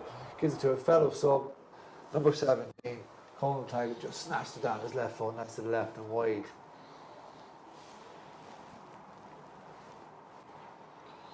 I think we're coming to the end of the game here. Yeah, 2 minutes additional time left. Doesn't look to be any way back. The fourth official has indicated there will be 2 additional minutes at the end of the half. 2 additional minutes. No, it looks like it's just a case of playing in the clock here for the Gers. Shane Lannan, he hasn't stopped trying all afternoon for the Mhuiri. Gives it into Kyle McCardle. Looks up. Right, strides the challenge of Jamie Sorahan. Gives it in then to a substitute. Subs combined at 27. That's a heavy challenge. Maybe that's why he's full forward. Jamie Sorahan with that tackle. They haven't been very disciplined in the defence. Yeah, they haven't given away frees or that.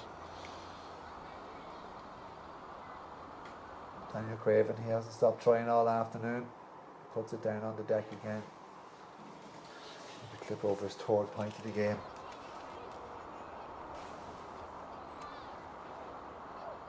Craven takes his time to compose himself. Just chips a lovely strike in the ball. That's his third of the afternoon. 3-12 to 6 points.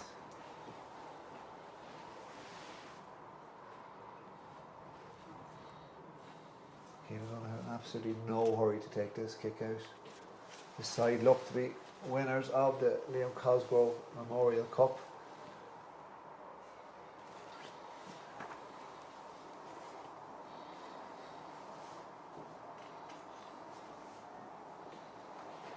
Oh, great catch there. Jamie Sorahan. James been absolutely everywhere.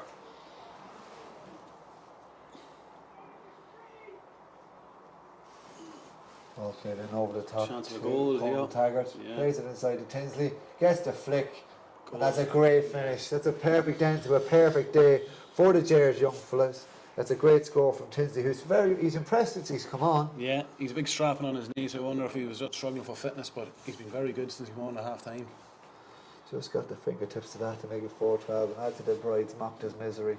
He tried very hard. The scoreline doesn't reflect that effort, but a great score, a great goal by the Geraldines. You see the subs here, like giddy dramatic there in the field. Hear that final whistle, it's great to see. And there's the final, no, that was the final whistle. Aaron Dunleer thought it was too. He stopped and he kept on going. Here's it to Kyle McCardle. McCardle does well, rises the challenge to Darragh Fanny. Thought he was going to be taken out of it. Hooks the ball over the top to Craven, just can't get to his hands. And Ruan Joyce gets it, and that's it. There's the subs now. They get to go on for the Geraldines. They're 4-12 to 6-point winners. Late goal there from Tinsley, and adding to that penalty from Keane Spate. And do you want to say who's man of the match was? Yeah, I think no doubt there. Keane Spate, he was very, very impressive. We won 5. 2-5, sorry. And his penalty was like Jorginho going up for the penalty, but no, he was everywhere. He was excellent, winning ball in the middle of the field, driving forward, kicking scores, picking out passes, and walking back in defence as well. So an all-round brilliant performance from Keane. So it could have been any number of Geraldines men, but on the losing side, the Brides Mochtas, there's a couple of traps there. Shane Lennon tried hard. Yeah, Shane Lennon on the 40. I think Aaron Donahue was very impressive with Danes when he got the ball. Probably just didn't get him enough for the ball. Donald McCardle was very impressive in the first half, driving out with the ball. They tried hard. Daniel Craven tried very, very hard. Went inside. Oisin Kerr as well. He had his hands full with Jamie Sorahan, but he was very comfortable on the ball. Shane Sorahan might be getting a call up. Yeah, there was a couple of boys there that were very impressive. Shane Sorahan, Keane Spate, Michael Carley. There's a lot of talent out there, you know. But it was an impressive performance from the Geraldines.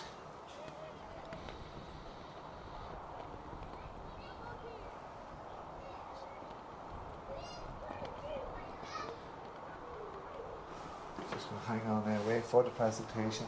The members of the Cosgrove family are here from Dunleer to present the memorial trophy.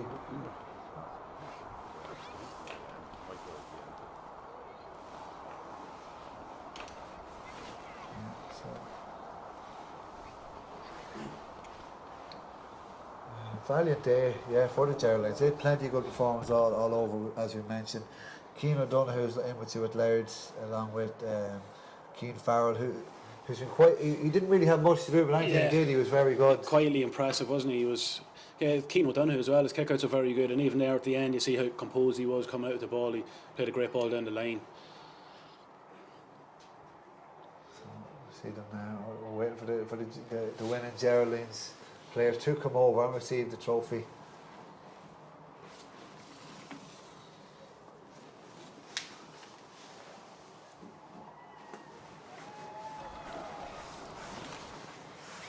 Salute to their fans, it's great to see joy in young men's faces.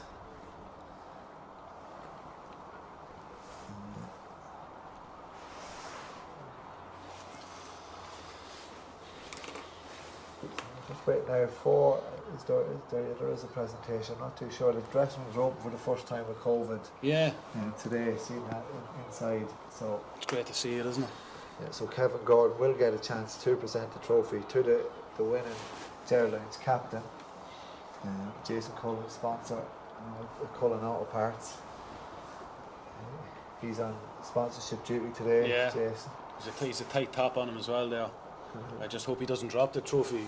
We know that if it was O'Neill's, he'd probably drop it, Jason, you know.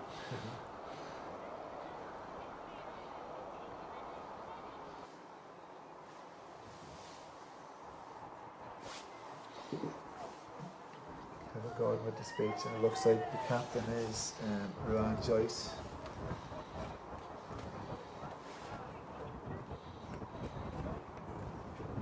It's great to see smiles on young fellas' faces.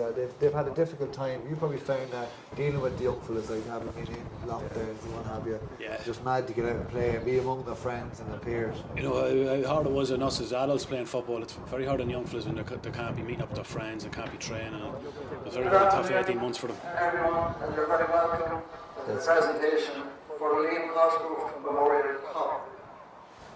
I want to welcome all the players, officials, to the parents and supporters of all clubs today. Thank you all so much, and what has turned out to be quite an autumnal day. and possibly didn't help with the game. But to the parents, thank you so much for looking after the lads, taking to the games all year, throughout what has been a difficult 12 months or so. So thank you all very much to the parents. To our sponsors, we have Jason Cullen here from Cullen Autoparts, and we welcome him today. And thank them for all the help that they have given to us and the financial support over the last 12 months. Thank you.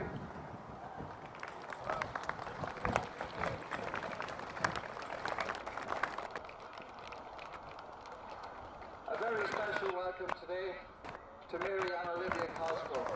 A very special welcome. This trophy this trophy here today is in Cosgrove Club, and we thank them for the commitment to us many years. It was first played for 1991, and it's very fitting that 38th year we're back here in Dunleer to present today. So thank you much, Mhuiri and Olivia, and you're very welcome.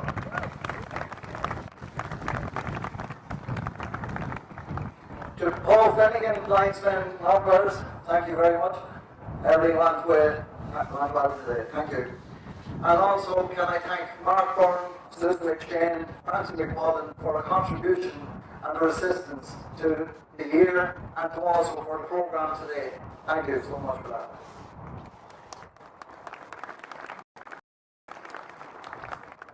To today's game, I have to say, very disappointing. But to lift your head, that was a wonderful year you had. You come through a very tough championship, you go through your semi-final, and your parents and your clubs are very, very you lads. Lift your head, you'll go again next year. Don't worry about this result.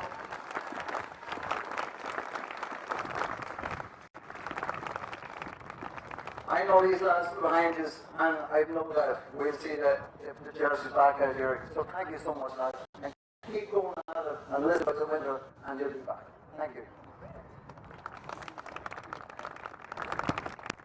To the Geraldines, it was a difficult league campaign for you earlier on the year, but you lads came back, you had a championship league, you came through your group, you came through your semi-final, and you showed the commitment and determination out there over the last couple of games, especially today. You got into this game from the very start, you took advantage of the conditions, and you got at it. Fair play to you, you play as a team, you're very impressive young lads, and then people up there, your parents, your supporters, and your clubmen, they are very, very, very good lads. Well done, lads.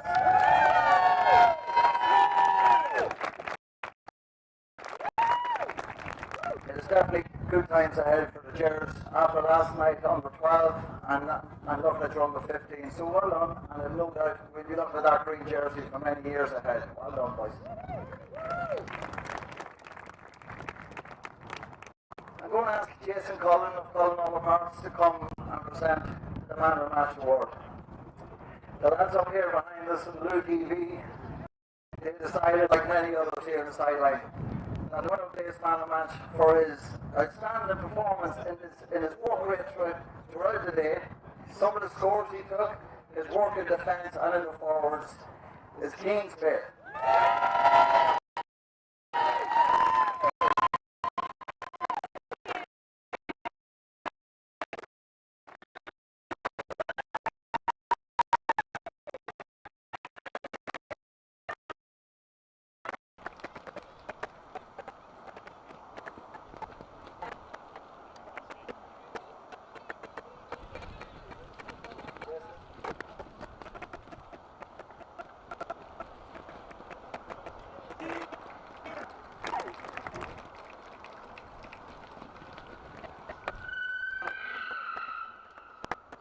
Without any further ado, I'm going to ask Olivia to come over and present the Liam Cosgrove Memorial Cup to Ruan Joy.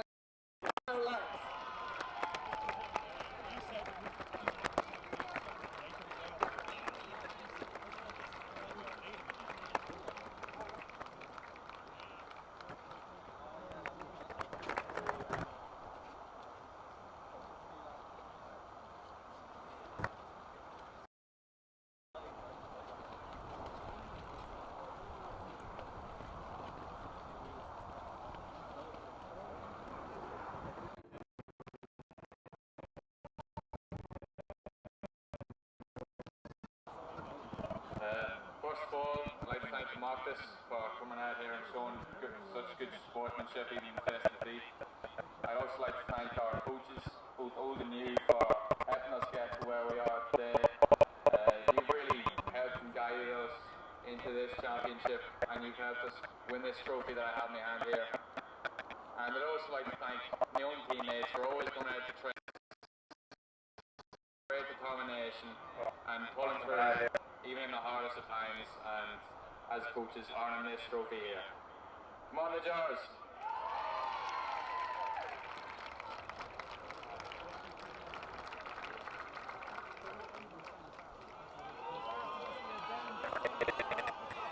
We're always going to train.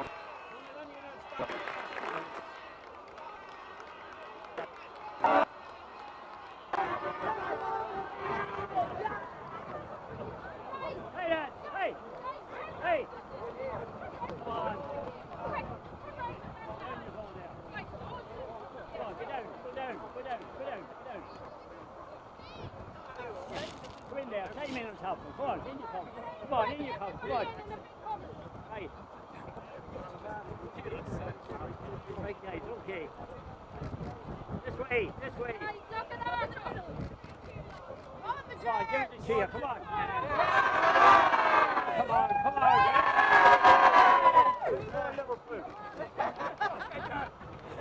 Okay, thanks.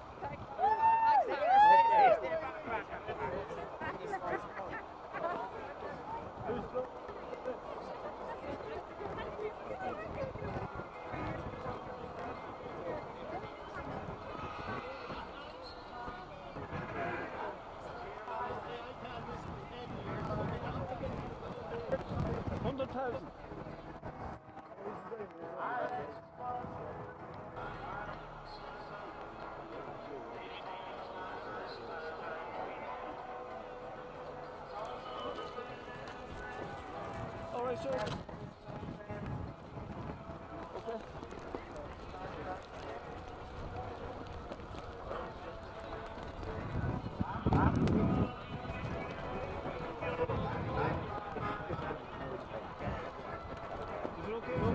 Yeah, Pairc.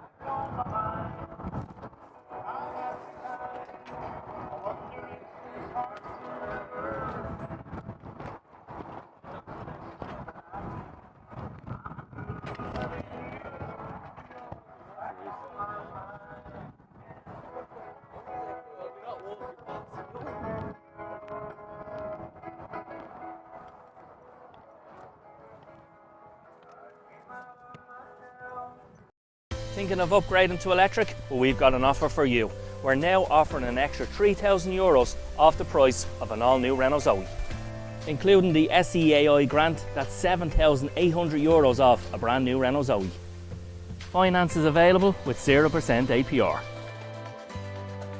For more information on this amazing offer, click the button below.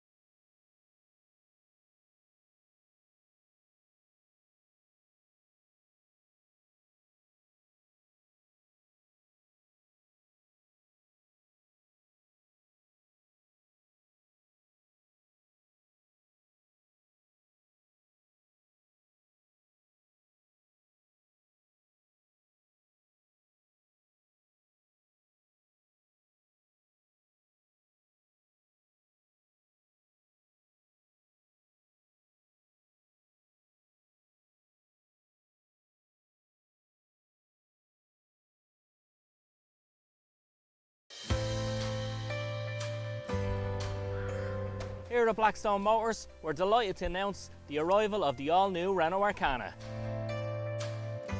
So this is the RS line E-Tech edition, and the engine comes from our Formula 1 team in Renault and from the E-Tech technology. Comes with a large portrait screen for your sat-nav, your phone, with Android, Apple and Auto CarPlay available across the three models.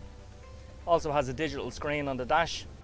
So this Renault Arcana, it's absolutely fantastic, and we're going to take orders from October for 221 registrations on this all-new Renault Arcana.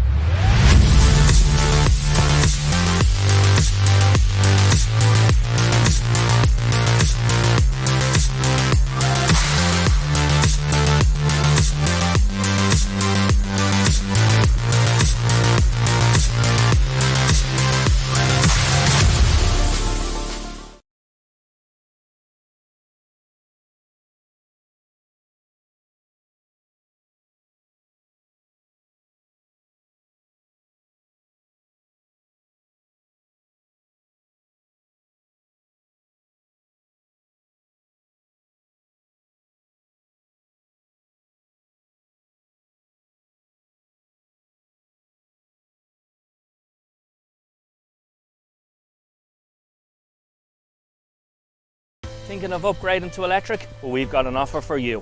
We're now offering an extra €3,000 off the price of an all-new Renault Zoe. Including the SEAI grant, that's €7,800 off a brand new Renault Zoe. Finance is available with 0% APR.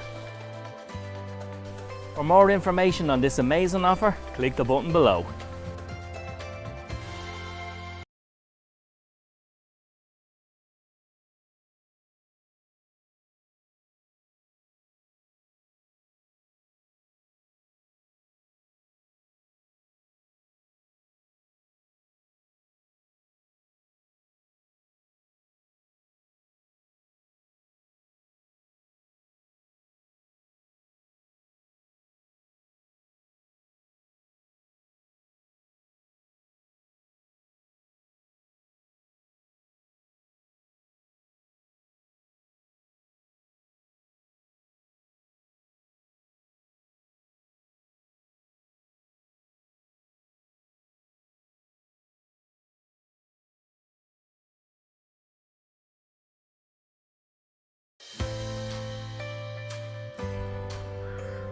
Here at Blackstone Motors, we're delighted to announce the arrival of the all-new Renault Arcana.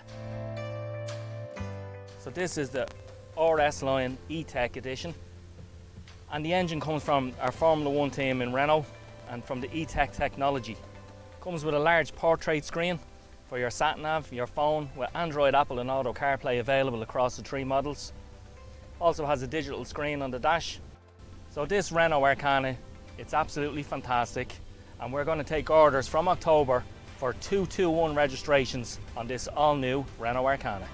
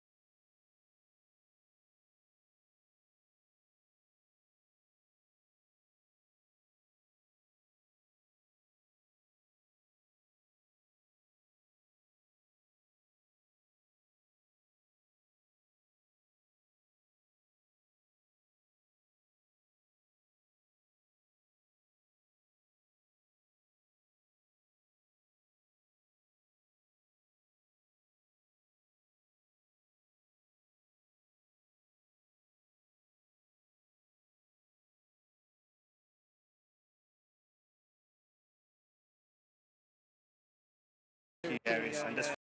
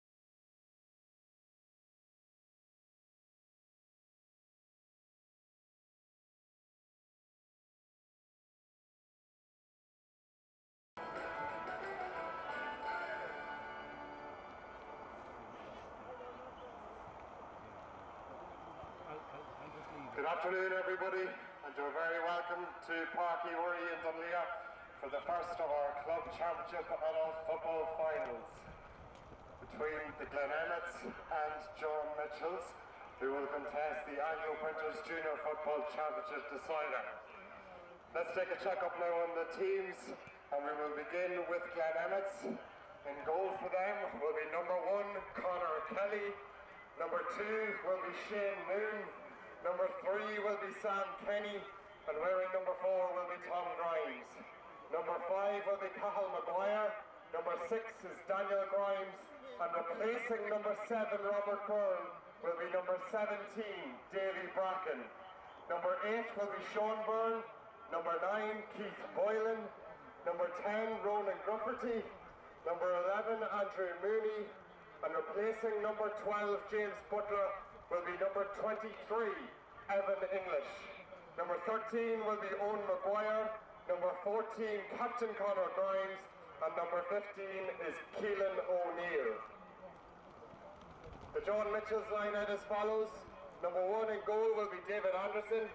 Replacing number 2, Alan Mackin, will be number 23, Mark Gorman. Number 3, Niall Carroll. And number 4 is Anthony Coyle. Number 5 is Mikey Nulty. 6, Emmett Farrell. And number 7 is their captain, Aaron Kane. Number 8 will be James Clark. Number 9 is Carl Courtney. Number 10 is Trevor Matthews. Number 11 is Kevin Gallagher. Number 12 is Gareth Kane. Number 13 is John Bingham. Number 14 is John Gallagher.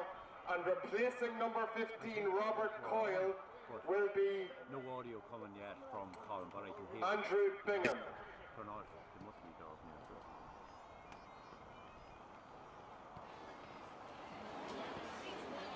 I can hear the crowd beyond in the stand, alright, so whether he's with Mike, maybe I don't know.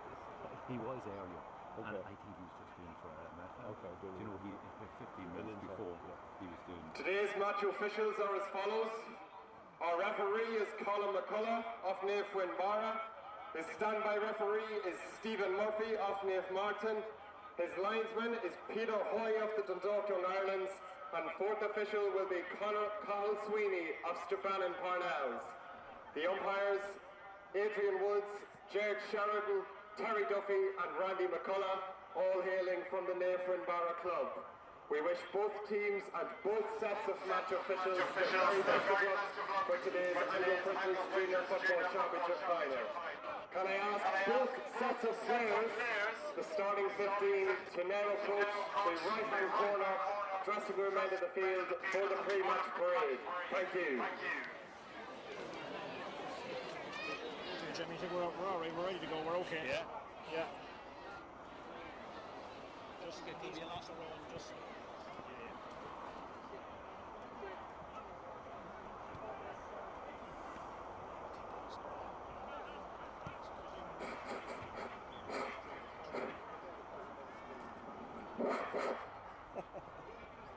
Ready to go beyond. Very well.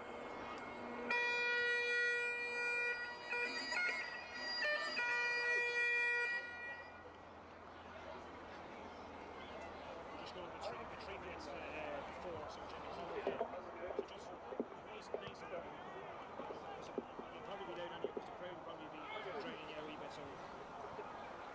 Can we now ask both respective starting 15s to make their way down to the corner of the field for the pre-match parade? Goramagat. The team shooting into the clubhouse.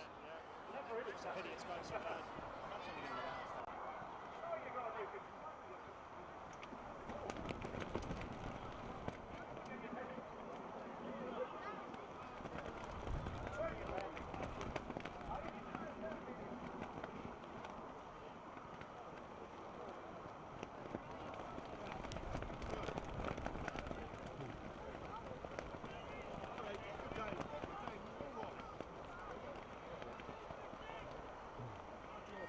The car behind you.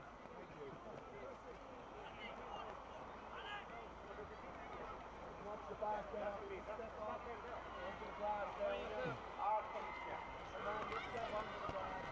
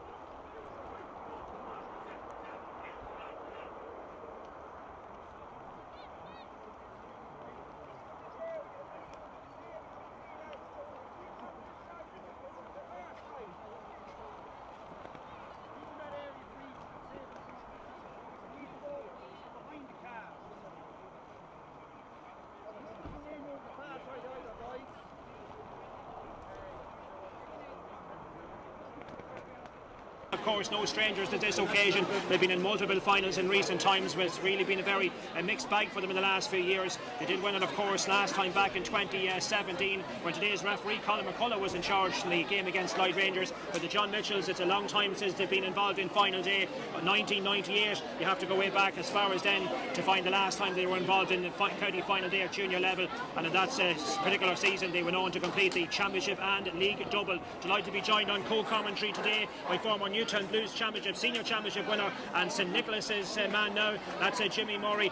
Jimmy, you've played against both these teams this season. Glen Emmets, rightly you'd have to say, starting as favourites, but the John Mitchells not coming here today to Dunleer to make up the numbers, that's for sure. No, certainly not, Colin. We played the John Mitchells in the group stages, and defensively they were very well organised. They have an excellent half-forward line, and in John Gallagher, in my opinion, did the best forward in the junior ranks. Glen Emmets beat us in the quarter-final. They're very, very well conditioned, in a very good forward line, and with the 3A form, and overall I think they're the best team in junior this year. I think they'll win by 3 or 4 points. Yeah, okay, so news from Glen Emmets, they knew it during the week. James Butler, after his sending off the last day, not involved today, so out suspended. Evan English, wearing number 33, replaces him. Also coming into the team, that's Davy Bracken. Davy going.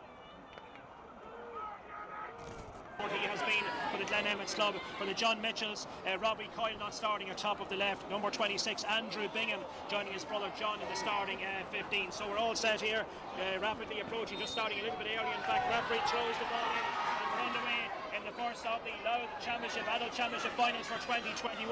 And straight away the Mitchells trying to get their hands on the ball. And in this first half, I can tell you that it's Glen Emmets who are going to be playing with the elements. They are playing down towards the dressing room end, and straight away that man John Gallagher in possession, far side the field, but he has been dispossessed. Glen Emmets getting their hands back on the ball now. Daniel Grimes in possession. Glen Emmets now working it out from the back. Ball sent over towards the far side of the field. Trying to get his hands on it there for a second was Andrew Mooney, but it's been kept in play. The John Mitchells have one possession back. Emmett Farrell now coming on to it for them, to their midfielder. That's James Clark. James Clark though just can't forget his man, and it's been taken away again by Glen Emmets. They're coming forward with it now.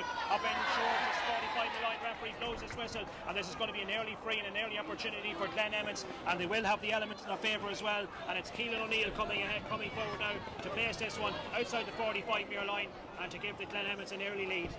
Yeah, a bit of a frantic start. John Mitchell's in possession early, lost it, but Keelan O'Neill was very accurate against us in the quarter-final, and with the wind I'd expect him to put this one over the bar.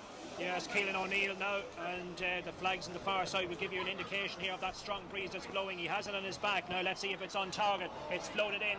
It's gone to the right of the post and wide. First opportunity of the game going Glen Emmets' way, but Keelan O'Neill has dragged his effort wide. And while it was from outside the 45, he had the distance on it, but it didn't have the direction in the end. And now we're just ready for the ball. Well, the ball has been kicked back, and it's going to have to be taken again. I think referee just having a word now with the Mitchells goalkeeper, David Anderson, and just to see what the situation is. He's placing the tee now on the 20-metre line. So referee Colin McCullough, I think, happy that everything is ready to go. We're just waiting now for. We're waiting. Actually, I think we're waiting for a ball to be kicked back. Where we can't resume play, Jimmy, without a ball. There are 3 of them over on the far side now. 2 of them have been kicked towards the goalkeeper, and so just a slight hold up here. But just to run you through the 2 teams: Glen Emmets, Conor Kelly in goal, Shane Noon, Sam Kenny, Tom Grimes. Tom, who was the captain in 17, he picked up an injury in that final, though wasn't actually able to receive the cup, and it was Ronan Grufferty who stepped in to receive the Christy Belly on that occasion. Carl Maguire, Danny Grimes, and then we have Davy Bracken wearing number 17, replacing Robert Bourne. It's Sean Bourne and Keith Boylan, 8 and 9 respectively. Then we have Ronan Grufferty, Andrew Mooney and Evan English replacing James Butler, and then that full forward line: Owen Maguire, team captain Conor Grimes, and Keelan O'Neill. And now there's another stoppage here, and it's going to be well, it's a John Mitchell's ball, in fact. So referee just holding play up now, so it's a Mitchell's free. So John Mitchels, of course, coming here on the back of that very fine and that late semi-final win last weekend against Pairc, and really stuck to it right to the finish and got the rewards with the late John Gallagher free. An excellent score to win it very late on. John Mitchells on the Glen Emmets on the other hand, dealing by Rangers near semi-final. Here's Conor Grimes down the other. Keelan O'Neill now a chance of a goal. Keelan O'Neill has got the goal. Keelan O'Neill with the opening score of the game, and the reaction action of the Glen Emmets period will tell its own story.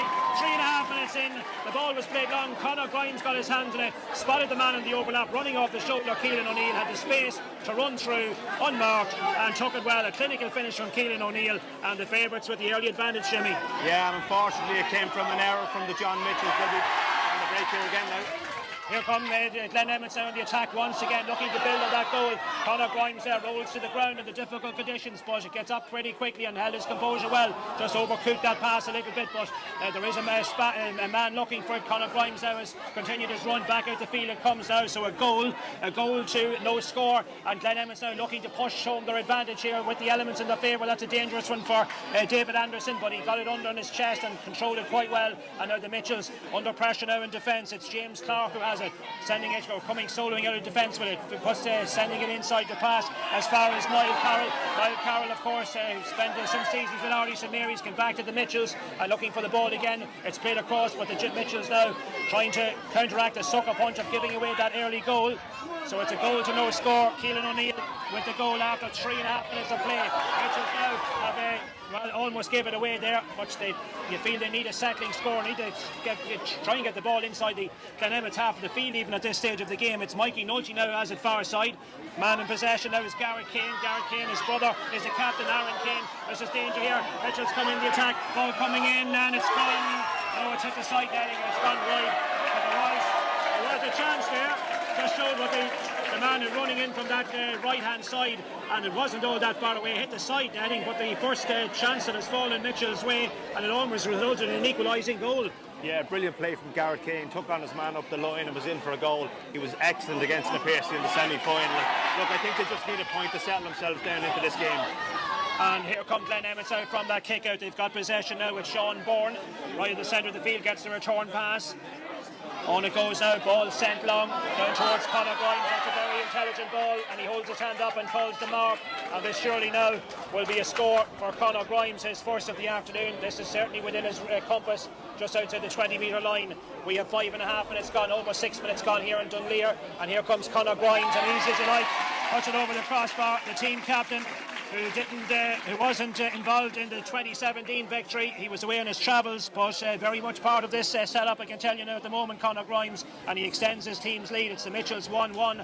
It's the Glen Emmets rather 1-1. Glen Emmets 1-1. The Mitchells no score. The ball now down this near side of the field, strong side of the field, trying to pick it up on his toe there was Andrew Mooney, and referee says that was picked up off the ground. So it's going to be a free for the Mitchells. So it's 1-1 to no score, with almost at this stage 6.5 minutes gone in this opening half, and it's the Mitchells now coming the attack. They have it now with Mikey Nolte. Mikey Nolte sending it down towards the corner. This is John Gallagher, the real danger man of this team. Goes to ground. Surely has been fouled. Referee says doesn't signal that is a free. Now he decides that's gone out and it's gone wide, so there was no free in the end for John Gallagher. There's a Glen Emmets player has picked up a knock as well, but it has been waved wide, second wide of the afternoon for the John Mitchells, and they have still to get a score on the board. But 1-1 to no score, 7 minutes gone in this opening half, and Glen Emmets, well, what a season they've had overall, winning the Division 3A league title, Jimmy, and of course didn't get promotion. I know they were very annoyed at that and aggrieved, but I suppose if they won the Christy Bellew Cup today, that would certainly go a long way in making up for that disappointment. Yeah, the league will be long forgotten if they get over the line today. I know the same could be said for the Wolftowns in 3B, but unfortunately with the times, that's the way it worked out.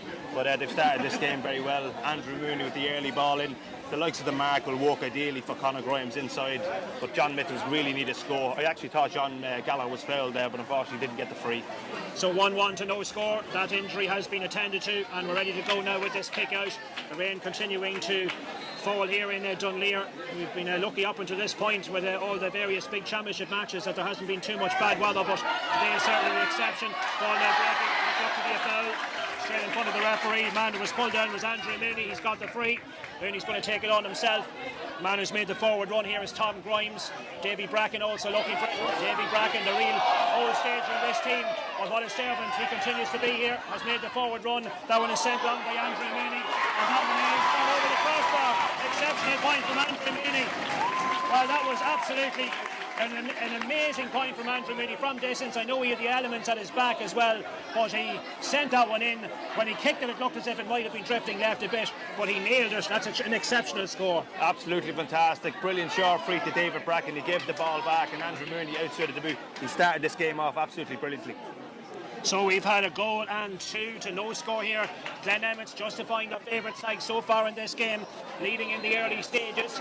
And the ball is sent in towards the centre. John Mitchels now, well, they won't be hitting any panic buttons yet, but they're going to have to try and get something going for themselves here, try to settle themselves in this game and get a score or 2 on the board here, because the last thing they want at this stage is for Glen Emmets to push on and leave Mitchels with an insurmountable task for the second half. They will have the elements at the back in the second period, but they want to try and keep this as close as possible to give themselves any kind of chance. Man who has possession now is Garrett Kane, far side of the field.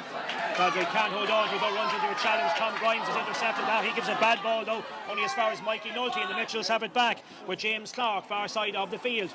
Mitchells now, Clark gets the return pass in towards the centre. Here's Emmett Farrell. Emmett Farrell now, man is looking for an in space, and that man is Mark Gorman. Mark Gorman now has a look up. He's a good distance out to the 45-metre line. Back in it goes now to Carl Courtney. Goes for the long one in. Carl Courtney. That one is sent in, but into the hands. It's fallen short into Conor Kelly's hands, and that's fairly comfortable for Conor Kelly. And he picks out Davy Bracken. Davy Bracken now flicks it inside. Emmets now playing out from the back. They have it down this near side of the field. Man in possession is a midfielder, Keith Boylan. Keith Boylan now picking out Owen Maguire. Maguire now looking for the return, but let's Ronan Grufferty now deal with this one. Ronan Grufferty now makes the pass back to Tom Grimes again. Andrew Mooney sending it, that one sent on. It was over a couple of heads. Keelan O'Neill couldn't reach it, and he's been dispossessed, and it's been cut out by the Mitchells defence once again. Ball now brought over the 45-metre line. It's with Mikey Nolte. Mikey Nolte now soloing forward. He's still inside his own half of the field though. Here's James Clark. Clark now getting his hands in it. Playing it across as far as Anthony Coyle. Coyle now in turn to Emmett Farrell. Farrell now left in the inside of the left boot, picking out Mark Gorman. Gorman now sending it on down towards this near side of the field. It's Andrew Bingham now who has it. Tries to dummy his man, tries to get past a couple of challenges. Back it goes to Gorman now once again. What's he going to do at this time? Tries to ride the challenge. Inside it goes now. Davy Bracken trying to stand his man up. Referee having a good hard look at this one. Was it skipped up off the ground? Looks to be an injury, and that's Danny Grimes who's gone to ground. Referee has blown his whistle, and I think Danny Grimes could be in a bit of trouble here.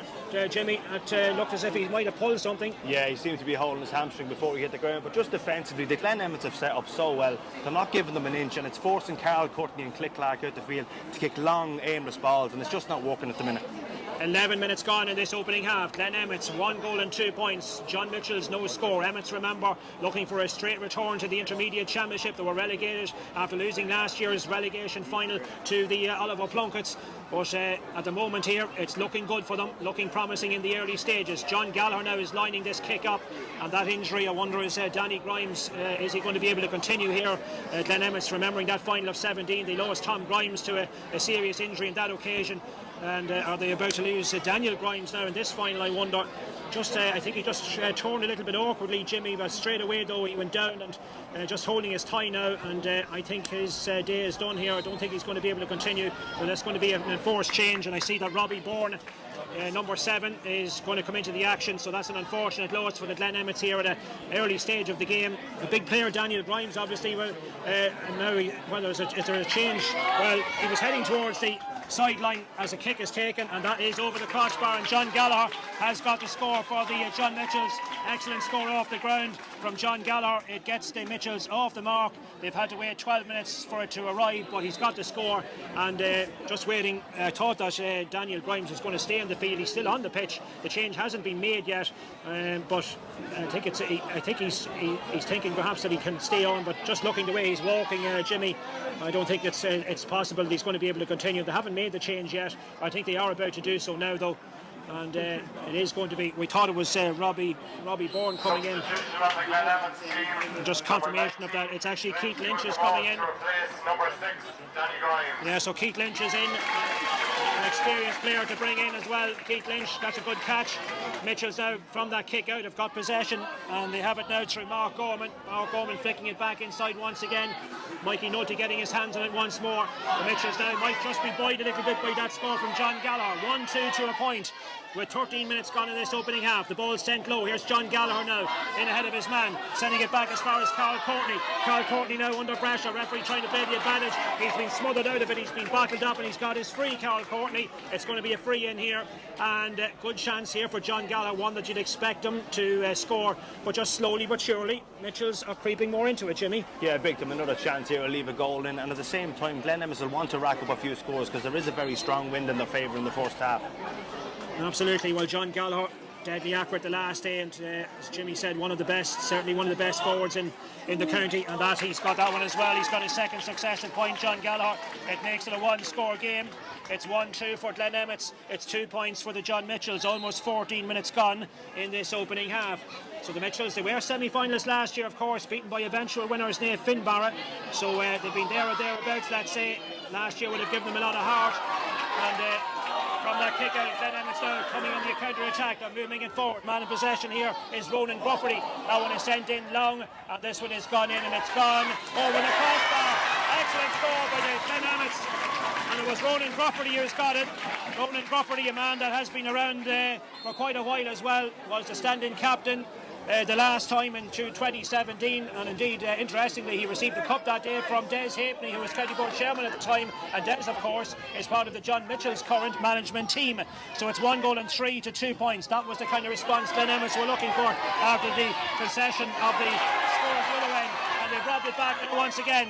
Good challenge this, Owen Maguire has it down towards the corner. That one is sent in. Goalkeeper is off his line. Anderson, Owen, he spilled it, and it's gone out for a 45. And the goalkeeper David Anderson just couldn't control it in the slippery conditions. And now a chance, will it be Keelan O'Neill perhaps to take this one? Waiting for the ball just to be kicked back. Stephen Murphy is one of today's linesmen of the Naomh Martin club.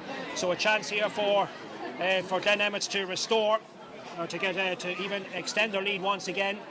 And it's Keelan O'Neill who's retrieving this ball. So Glen Emmets just looking at their campaign so far in the group stages. They had 3 wins over Annaminin, Landlera and Wolf Tones, all pretty plain sailing. And then in the quarter-finals they overcame Jimmy's club, St. Nicholas's. And then in the semi-final last weekend they overcame Glyde Rangers in what was a repeat of that 2017 final. So they've done what they've needed to do. The Mitchells, on the other hand, well, they had a walkover from the Westerns, but they'd beat the Knicks in the group stages. Then they had the win in the quarterfinals over Cullen Gales, who were appearing in the quarterfinals for the first time. And last week, of course, that very fine semi-final win over Pairc. Here comes O'Neill now with the 45. That one, though, is off target, and it's left and wide.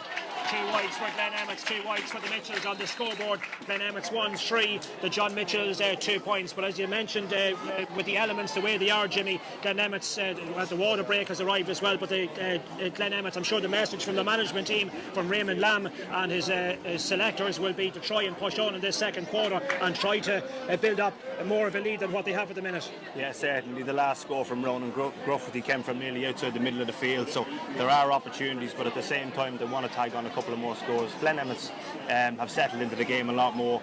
The Mitchells just seem to be trying to force it a little bit, and they're not getting enough ball into John Gallagher. Yes, John Gallagher, a man I'm sure they'll look to try and involve as much as they can as this game progresses. And for Glen Emmets now, well, they find themselves with the advantage at the moment. Very much the favourites, this particular Dunleer venue. It's 10 years ago here. They played in the 2011 final, coming up short on that occasion against St. Fechins. The Fechins, of course, contesting the intermediate final tomorrow. We mentioned Davy Bracken there, who's starting today's game for Glen Emmets. He was a survivor from that first junior championship winning team, the Glen Emmets team in 1997. Emmets also winning the title in 2012 and 2017, losing that final here 10 years ago to St. Fechins, also went down in 14 and 16, so it really has been very up and down in terms of results in finals. A very mixed bag it has been for them, but well, they came down from the intermediate championship last year, and they have been a little bit of a yo-yo team, but they'll be hoping to get that right and put that right if it's a case that they overcome today's hurdle here in the John Mitchells. At the moment they lead by 1 goal and 3 to 2 points. The early goal coming, the first score of the game, 3.5 minutes in. That ball now from David Anderson, sent down towards the stand side of the field, knocked away, it's gone out of play. It's going to be a Well, it's going to be a Glen Emmets ball, in fact. Keith Boylan looking to take it quickly, finding Conor Grimes. Conor Grimes now trying to take on the full-back, trying to flick it over the head of Niall Carroll. Didn't quite work out. Niall Carroll now has it back, and way back there as well was John Bingham giving a dig out. John Bingham actually was a man that got his hand in the way, and now a chance for Mitchels to come out of defence with it. James Clark who has it. James Clark now soloing up around his own 45-metre line in towards the centre. Now the Mitchells, what can they make of this now? They're coming on the attack. Man of possession here is Trevor Matthews. Matthews now running into a challenge. That's a high challenge going in, and that is surely a foul by Sean Bourne. The referee is going to bring the ball forward as well. A little bit of arcus going on there. Then Emmets player goes to ground. The referee, I don't think is going to have a word on anybody. He's happy just to bring the ball forward and give the free. And it's going to be John Gallagher looking to nail this one. He's got both their scores so far in this match, John Gallagher. So let's see now if John Gallagher, who of course was part of the county panel at one stage, not at the moment, but this one is about 40 metres or so out from the post. He is shooting into the breeze though. The scoreboard end here, the pavilion end in Dunleer. Here he comes out, a few steps back from Gallagher, connects with it well, doesn't have the accuracy, and that is looking good. The white flag being raised, and it's an excellent score from John Gallagher. We've had some excellent points at both ends. John Gallagher's free taking has been very good all season, and he's very consistent. And of course at the other end as well, some excellent points being taken by Glen Emmets, Jimmy. Yeah, fantastic score by John Gallagher. That's the first 3 points for him for the John Mitchells. And in the second half, if the Glen Emmets aren't too far ahead, he will take chances as well because he has that in his locker. Absolutely. From that kick out now, the break goes Glen Emmets' way. They're coming forward with it. It's Andrew Mooney in possession. Just steps on the brakes now, just holding up play. He's been penalised by the referee. Taking too long about it. Andrew Mooney's giving away the free. That'll suit the Mitchells down to the ground. The free is taken quickly. Mark Gorman now in possession. Now it's Carl Courtney again. Carl Courtney, of course, who did a few years with Nave Martin, but back now in the Mitchells colours. Gets the return pass now from James Clark. Courtney now looking for his options. Well, they're heading back more towards their own goal. Now there's a little bit of space opening up over the far side of the field. The ball now played down along the line. That was Aaron Kane, the team captain, trying to get something going now. The Mitchells up over halfway. Mikey Nolte running into a challenge. Heavy challenge, but does well. It's Trevor Matthews. In fact, Trevor Matthews does well. Flicks it forward. Mikey Nolte now running onto this one, but it's intercepted by the Glen Emmets defence. Couple of players now jostling for possession. Ball very close to being touched on the ground. Shane Mooners emerged from that one. Good defending by Glen Emmets, and they get the ball away. And a man in space here is holding property. Property now up over the 45-metre line, running into a challenge. Heavy drag down, referee playing the advantage, still running property, trying to finish it off with a point. And it's gone out of play, but it's going to be called back by Colin McCullough. No doubt, I think he was fouled twice there indeed, Jimmy. It has gone wide anyway, and it's going to be a free in for the Glen Emmets, and a chance now for them to extend their lead once again back to 4. Yeah, excellent play from Shane Ewan. Drove out the ball, took on 3 men, one quick ball into Gruffy, and he was fouled twice, and it's another chance to extend Glen Emmets' lead. Yeah, so we're approaching now the 21st minute or so. That's taking into account the water break we had, so a little bit less than that indeed, but 21 on the clock. But that ball now is being kicked back, and we're ready now for this free to be taken, and it's going to be Ronan Grufferty himself who's going to line this one up. He'll try and send this one now over the crossbar, and just to keep the scoreboard ticking over here for his team. The man that was fouled, that won the free for his side. Here he comes now, left-footed, Ronan Grufferty. It's a very high kick, but the reaction of the Tully Allen crowd tells you that it's off target. That'll go down as a bad miss there for Ronan Grufferty after his earlier point from probably a bit further out, and from a more difficult kick. He'd be a bit disappointed with that one, Jimmy. Yeah, certainly will. That was a good opportunity to score again, and in fairness, they haven't really been overly good from dead ball situations. They'll need to take a few more of them chances before the second half. Niall Carroll in receipt of that short kick out from his goalkeeper. So be careful now not to run into any trouble here. John Bingham has it now back to Niall Carroll once again. Conor Grimes there looming large, but that ball is sent out towards the 45-metre line. Mitchell's now coming in the attack. Trevor Matthews in possession. There's a hopeful ball played up over halfway. It might fall nicely here as far as Garrett Kane. A good play by Owen Maguire. Did his job, gets the ball back for his team, and now it's sent on by Tom Grimes. Tom Grimes there up towards Ronan Grufferty. Ronan Grufferty can't control it. Ball drops to the ground, and it's Mitchells who have it back. All fisted out towards this near side of the field. Mark Gorman now has it. Mark Gorman playing on as far as Garrett Kane again. Garrett Kane now short on options, has to play it back. Now he picks out Trevor Matthews. Matthews in towards the centre. Vance who sent it on there was Emmett Farrell getting his hands on it, the centre half back. Ball floated over towards the far side of the field. There's a push in the back there, and Kevin Gallagher. That's going to be a free in for the Mitchells. 1-3 to 3 points here. with about 20 minutes or so gone in the opening half. A little bit too quick of a free taken by the Mitchells there, just didn't think that one out properly perhaps, and they've given possession away, but in fact it has gone out over the line, and it's going to be a line ball for the Mitchells, so they perhaps have another opportunity, and it's going to be Mikey Nolte to take this line ball down towards the corner. Showing for it first here is Andrew Bingham down in that right hand corner as we look out. Still Andrew Bingham, the Glen Emmets defence, trying to wrestle possession back, and that's exactly what they've done. They've done that now a couple of times. Good defending by Glen Emmets. Ball now far side of the field, and Emmets in possession. Davy Bracken getting his hands with it. Now it's with Owen Maguire. Maguire now coming, sauntering out of defence with it. Up towards halfway. Has options. Two men looking for it here. Where's the Mitchell's marking? There's a man in the overlap here for Ronan Bubbly. He flicks it to his outside. He's got the stop in space. That's Keith Lynch. Keith Lynch sending it in, and the final execution letting him down. Another white for Glen Emmets. That is the fourth of the first half. It's 4.4 wides to 2 wides. Good move from one end of the field to the other, but again, just that final effort letting Glen Emmets down there. They should perhaps have a few more scores on the board, Jimmy. Yeah, they're lacking that cutting edge at the moment. Owen Maguire, great play, drove the ball out, one ball forward, Grufty with an early pass in, but unfortunately a wide from Keith Lynch, and you'd be wondering will the Rudy's misses going into the second half. Absolutely, yeah. Well, Mitchell's still very much in this one. Only a goal separating the teams, 1-3 to 3 points. That early goal from Keelan O'Neill.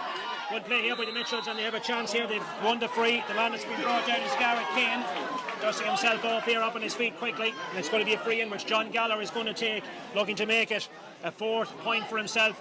Or is he going to? He's actually going to leave it. I think he's going to leave it on this occasion to Garrett Kane.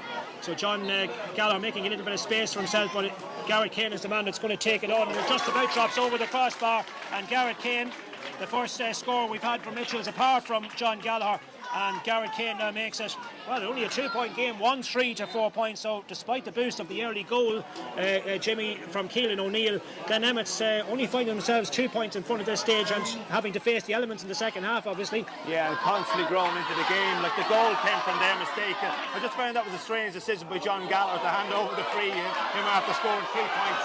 There's Keith Moylan now running through the centre. He's got the ball. Couple of chances on here for Keelan O'Neill, setting the dummy, goes for the goal. Keelan O'Neill has got the goal.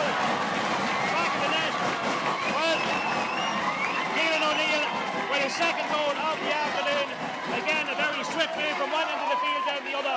And Keelan O'Neill, the right man in the right place, deadly accurate from those sort of positions. I think it might have went under the goalkeeper's legs. He was kind of just beat him anyway, the goalkeeper David Anderson, and conditions probably didn't help the goalkeeper on that occasion either, but it's gone in, and it's a goal. It's a second goal, 2 goals and 3 to 4 points, and Glen Emmets now have got the goal with 23 minutes gone in the second half. A second goal for themselves. The ball has been skipped up off the ground. It's a free for the Mitchells, so the Mitchells, having done so well to bring it back to a 2-point game, are now on the back foot a bit again. They've got a free, but Keelan O'Neill, the referee, signalling that there was some kind of pull there, and he's blown the whistle again. It is going to be a Mitchell's free. So Keelan O'Neill, the man who has so far found the back of the net twice here, 2 opportunities he's had in front of the post, and both of them scored. Just a confirmation of a change coming in the Mitchell's team. Ross will come on to replace number 4, Anthony Coyle. So Anthony Coyle is coming off, and number 22, Lee Ross, is coming into the action for John Mitchells. So that's the first change that they've been forced into now in this first half. So 2 goals and 3 to 4 points. Keelan O'Neill with both the Tully Allen goals. Here's James Clark now taking this free. Down this near side it comes as far as Garrett Kane. Garrett Kane now sending this one in. That's just a hopeful kind of a ball. A couple of players, a 50-50 situation. Trying to pick it up, and there was Andrew Bingham. Does well, but as he got his free, Bingham gets the free. It's going to be a free in for the Mitchells. We're in the run-in now to half-time. It's about 4 minutes or so to go to half-time, and it is going to be John Gallagher that's going to take this opportunity on, and Gallagher now trying to reduce the arrears. His team giving away that second goal just when they were coming back into it, having got 2 back-to-back points for themselves. But they have been guilty of giving away the second goal. Really a bit of a disaster for them, but let's see now for John Gallagher whether he can land this score. This one is between the 20 and the 45 metre lines. A couple of steps back from Gallagher. This one is sent in, and it's gone left and wide.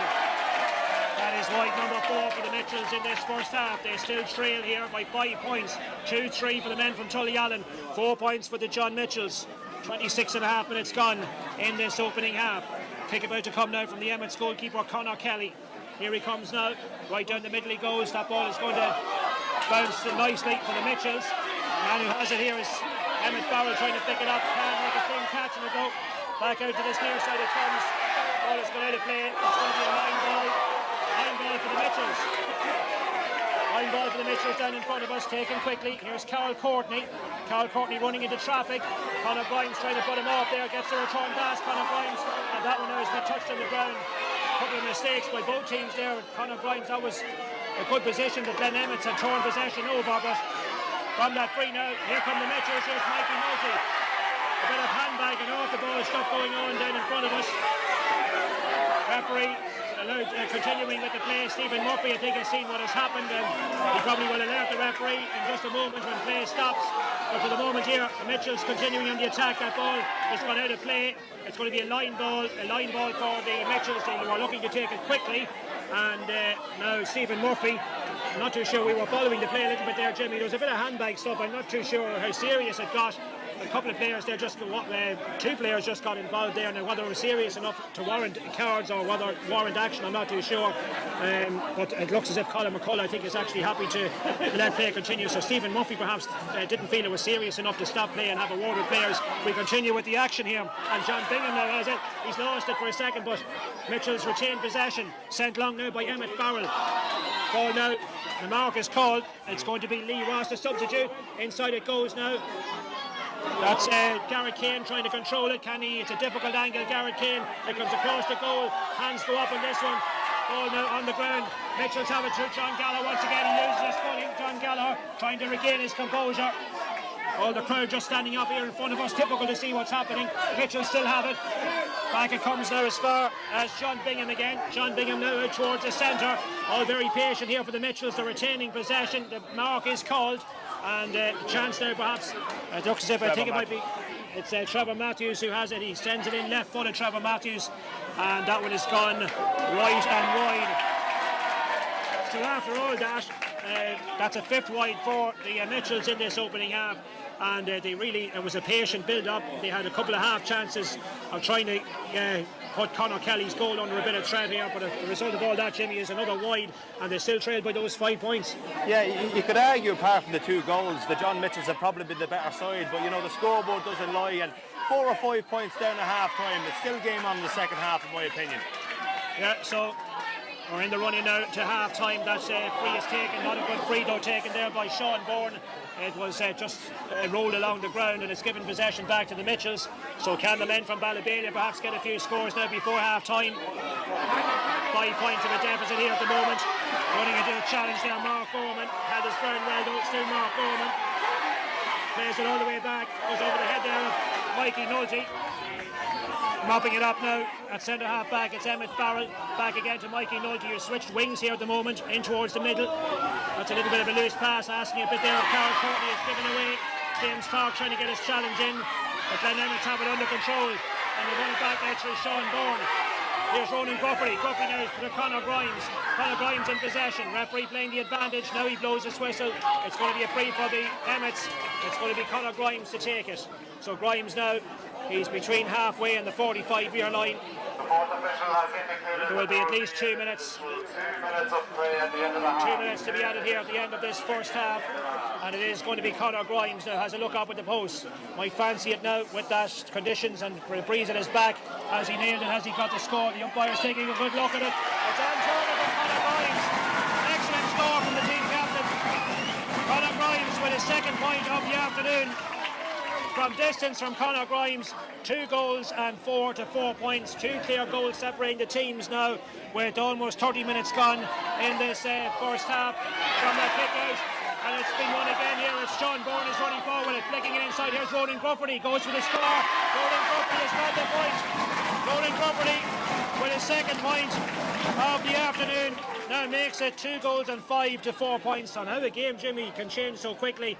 Mitchels attacking at the other end, trying their damnedest to chip away at the Glen Emmets lead. And now we've had quick fire points at the other end from Grimes and from Grufferty. Absolutely, Colin. Great score by Grimes. Has been relatively quiet from his own high standards. I thought Ronan Grufferty's score was excellent. It was a great move. Ronan Bourne broke through the middle, and a 7-point game is an uphill battle now for the John Mitchells.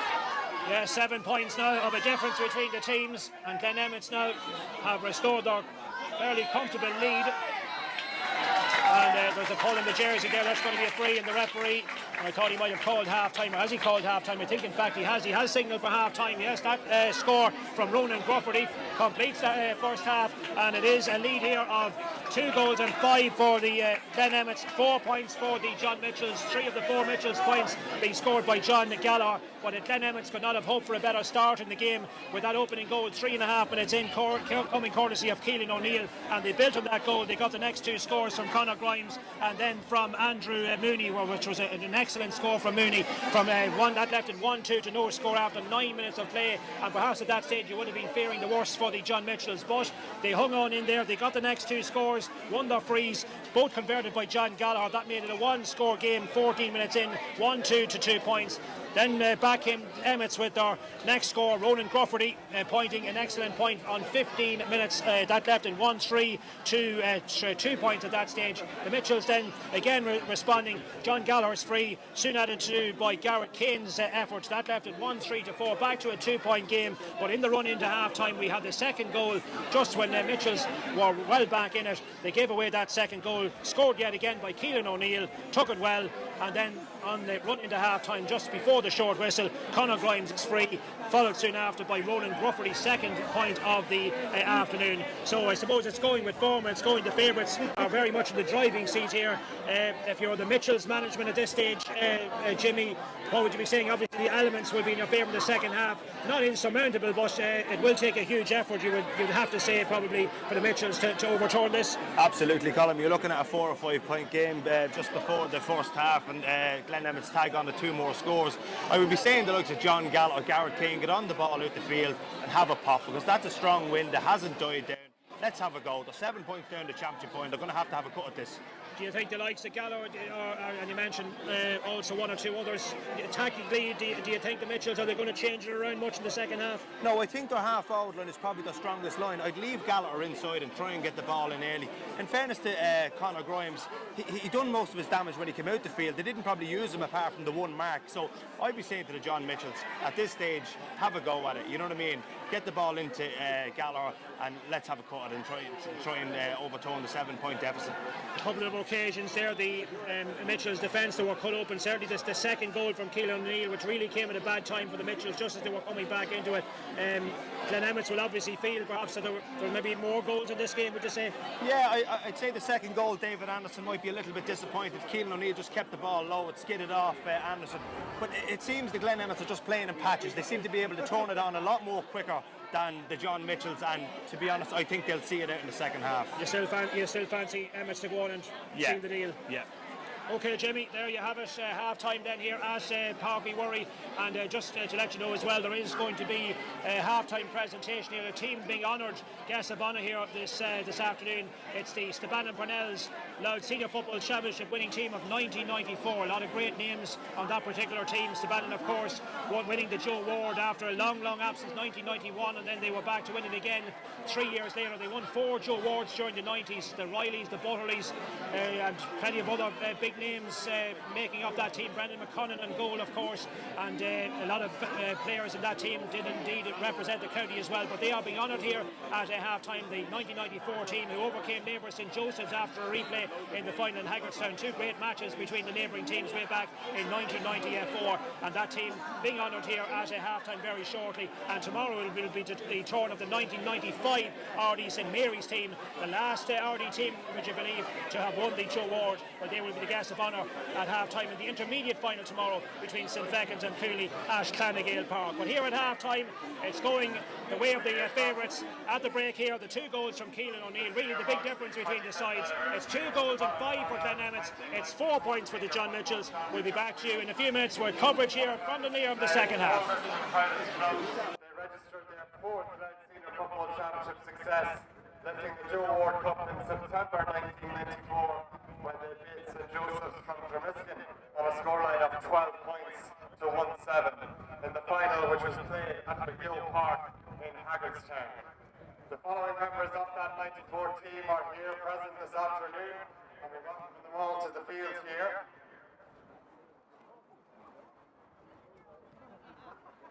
Brendan McConnell, Jerry Carley, Ken Riley, Peter Donnelly, Brian Reynolds, Michael McMahon, Des Byrne,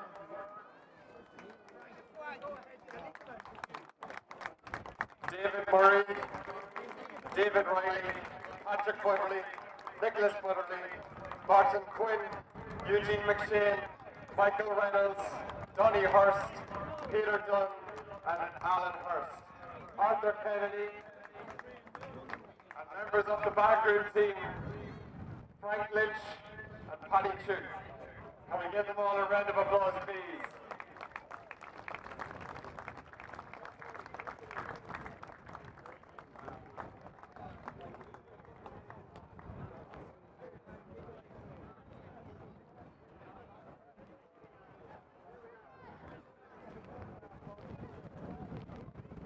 The County Board Chairman, Peter Fitzpatrick, will now make a presentation to the captain, David Riley, to commemorate the 94 success.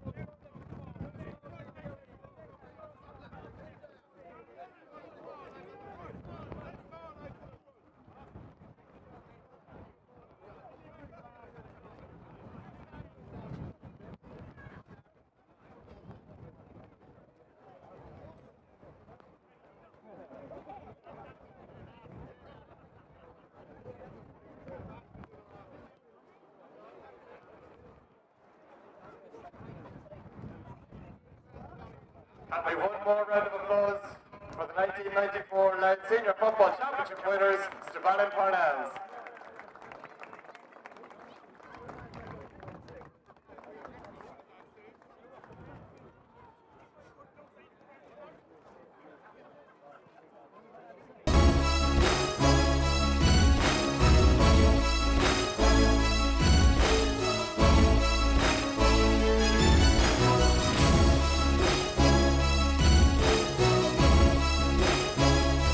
Upgrading to electric? Well, we've got an offer for you.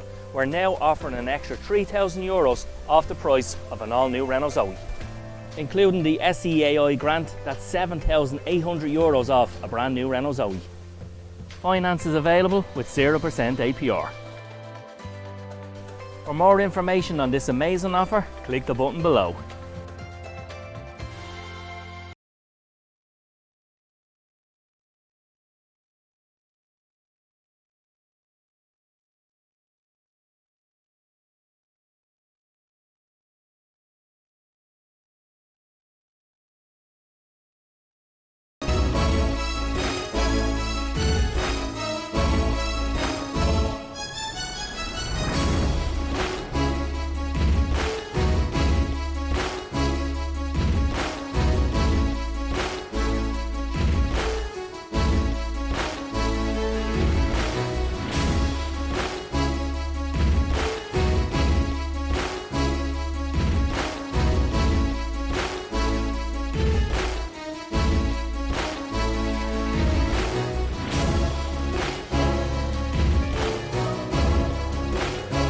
Here at Blackstone Motors, we're delighted to announce the arrival of the all-new Renault Arcana.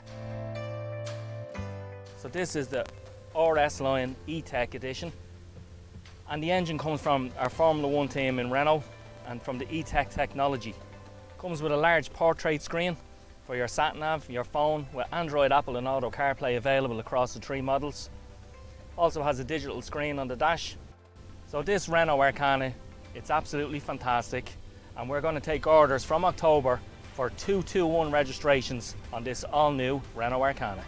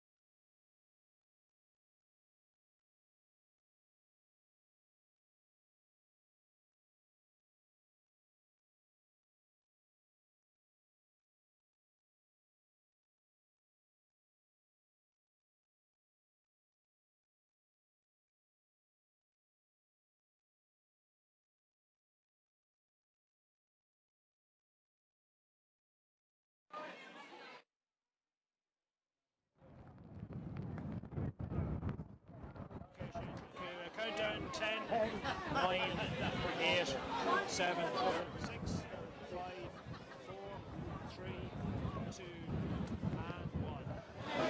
Yes, and you're back with us here at Dunleer.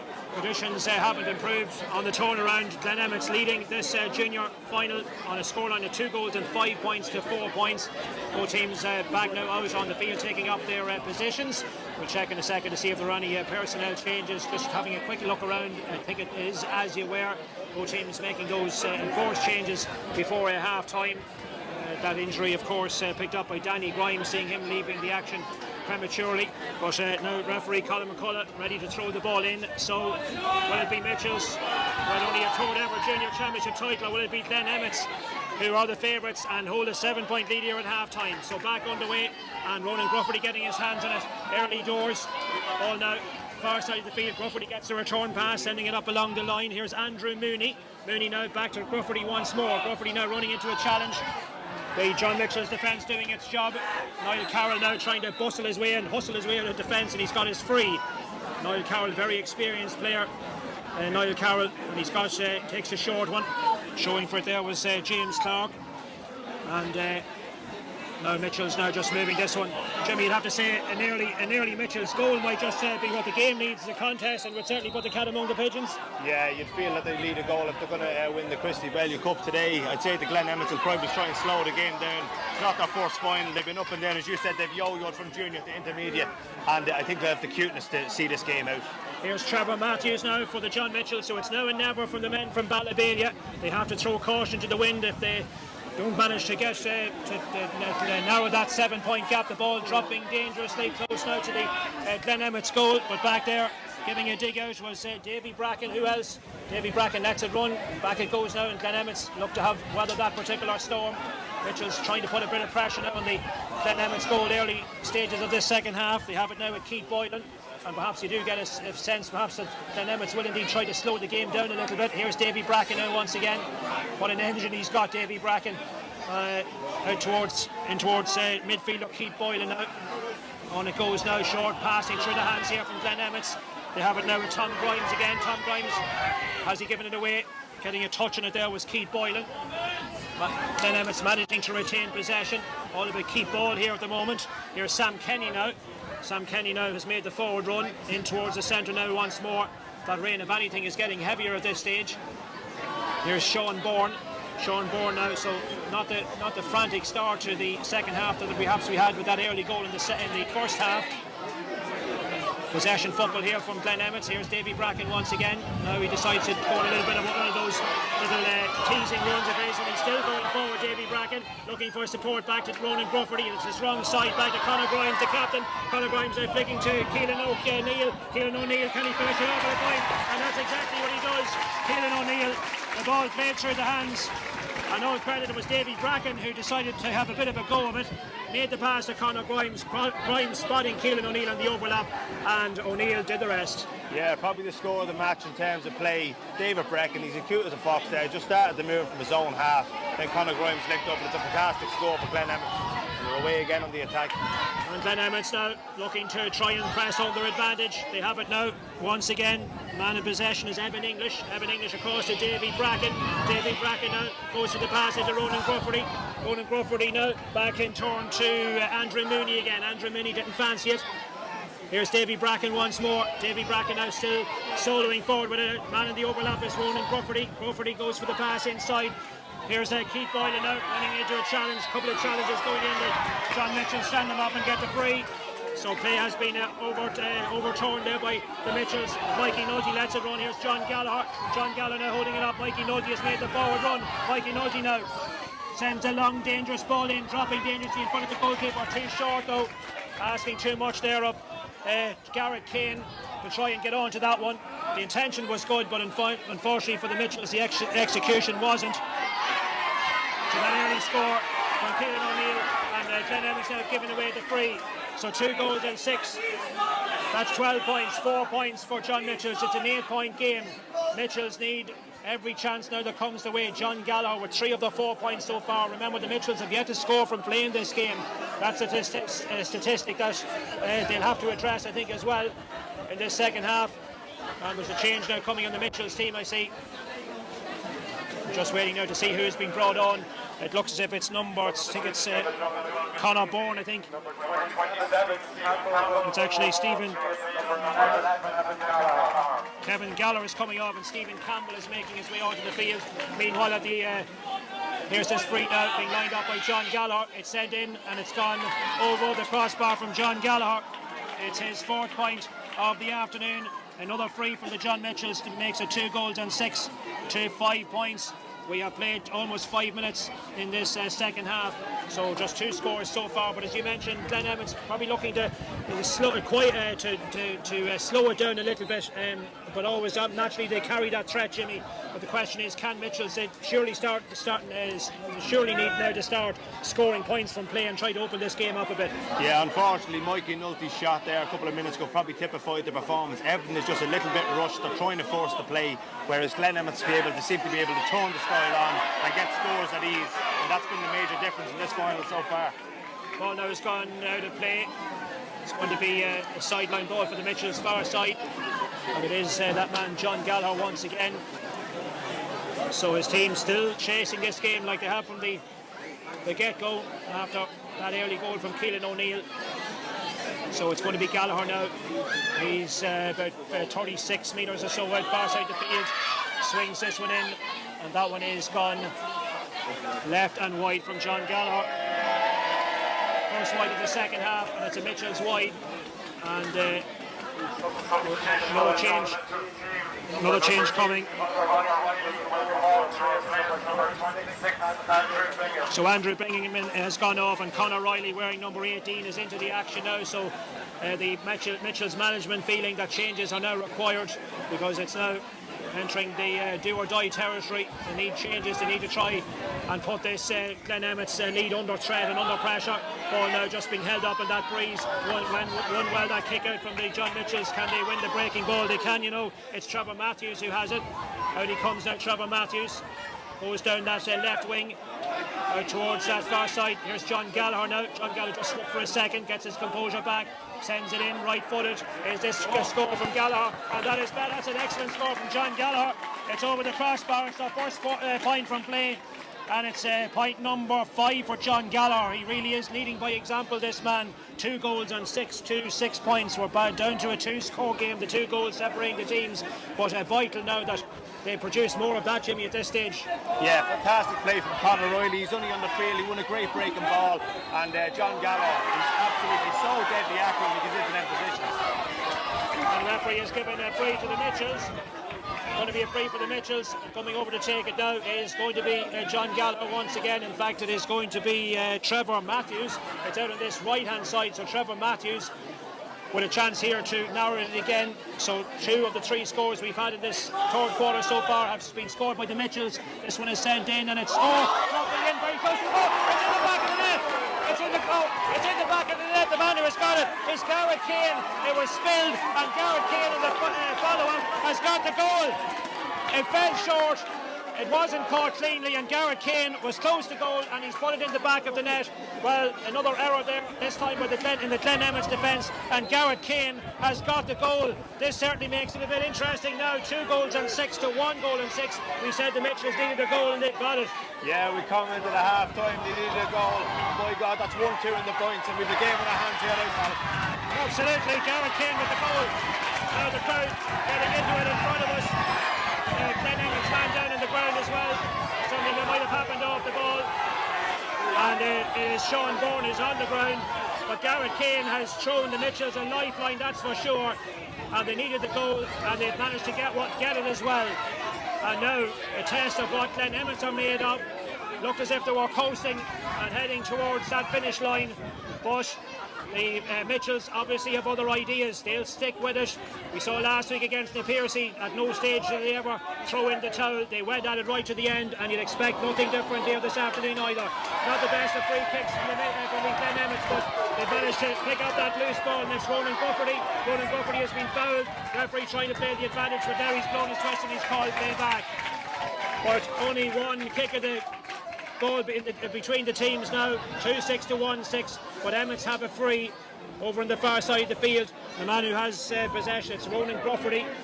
So Glen Emmets what kind of response is in them now after giving away that goal.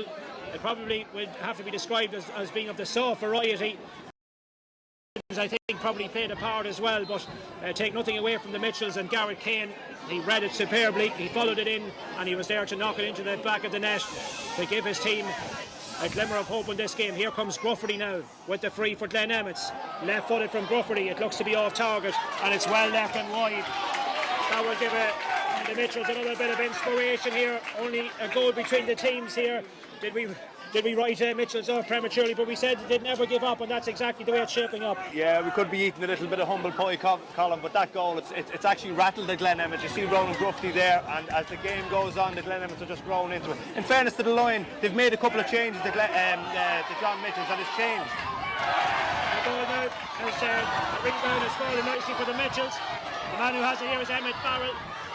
Now it's with Carl Courtney. Carl Courtney has a man in support. That's the substitute, Stephen Campbell. Campbell now sending it on. Carl Courtney getting his hands on it once more. Back to Mikey Nulty. Now the other sub, Conor Riley has it. The ball dropping far side the field. Mitchell's now with a chance. That one is sent in. It's dangerous when Conor Kelly is off his line. Has to make sure, but it drops away. And it's still in play. And there was a man there following up. That was Tom Grimes. And now Glen Emmets have won a free. They've got a free in their own defence, but that was a dangerous ball that was sent in. But Tom Grimes read it the best of all, and he's cleared his lines. And now Glen Emmets have got it their free as well. And there is an injury and a player that's going to need a little bit of attention. It looks as if it might be Andrew Mhuiri, I think. He's just getting to his feet now. Keith Lynch. It's Keith Lynch, in fact. It's not a serious knock. He's up on his feet. Doesn't need the physio's attention after all. That free is taken quickly, too quickly, given away. Trevor Matthews has picked up that loose one for the Mitchells. But he drops it and loses possession. Back out it goes. Play very close to the far sideline. Still in play. Dropping in towards the middle. Mikey Nulty is collecting it. Picks it up on his toe. He's touched it on the ground and he's given away the free. A lot of mistakes being made as well. Conditions not helping, obviously, Jimmy, but probably in those sort of situations, players they just can't afford to be making those sort of mistakes because they're going to give possession away to the opposing team. Yeah, it's a little bit gung-ho, Colin. You'd found Glen Emmets get a free and everything just seems to be a bit rushed. It's all helter-skelter at the minute. Mikey Nulty has grown into the game. He was a little bit unlucky, but come here. With 20 minutes or so to play, it's all to play for here. Absolutely all to play for. And it's still the Glen Emmets leading by a goal, but they had a bigger lead, of course. They made a point lead at one stage. There's Conor Grimes out. Conor Grimes goes to ground. That's going to be a free for Glen Emmets, so it's going to be a card here. That heavy challenge going in by Stephen Campbell. It's going to be spoken to by the referee, and I think we're going to have the first yellow card of the afternoon as well. It's going to be Stephen Campbell. I don't know whether Colin McCull actually showed the card or not. He certainly had words with Stephen Campbell. The free has been taken, and Glen Emmets holding on to it. They have it now with Colin Maguire. Maguire now picking out Keith Boylan. Boylan now has a look up. Has to be careful now with this pass. Across it goes now. Full-back Sam Kenny has it. He's running forward, up over halfway.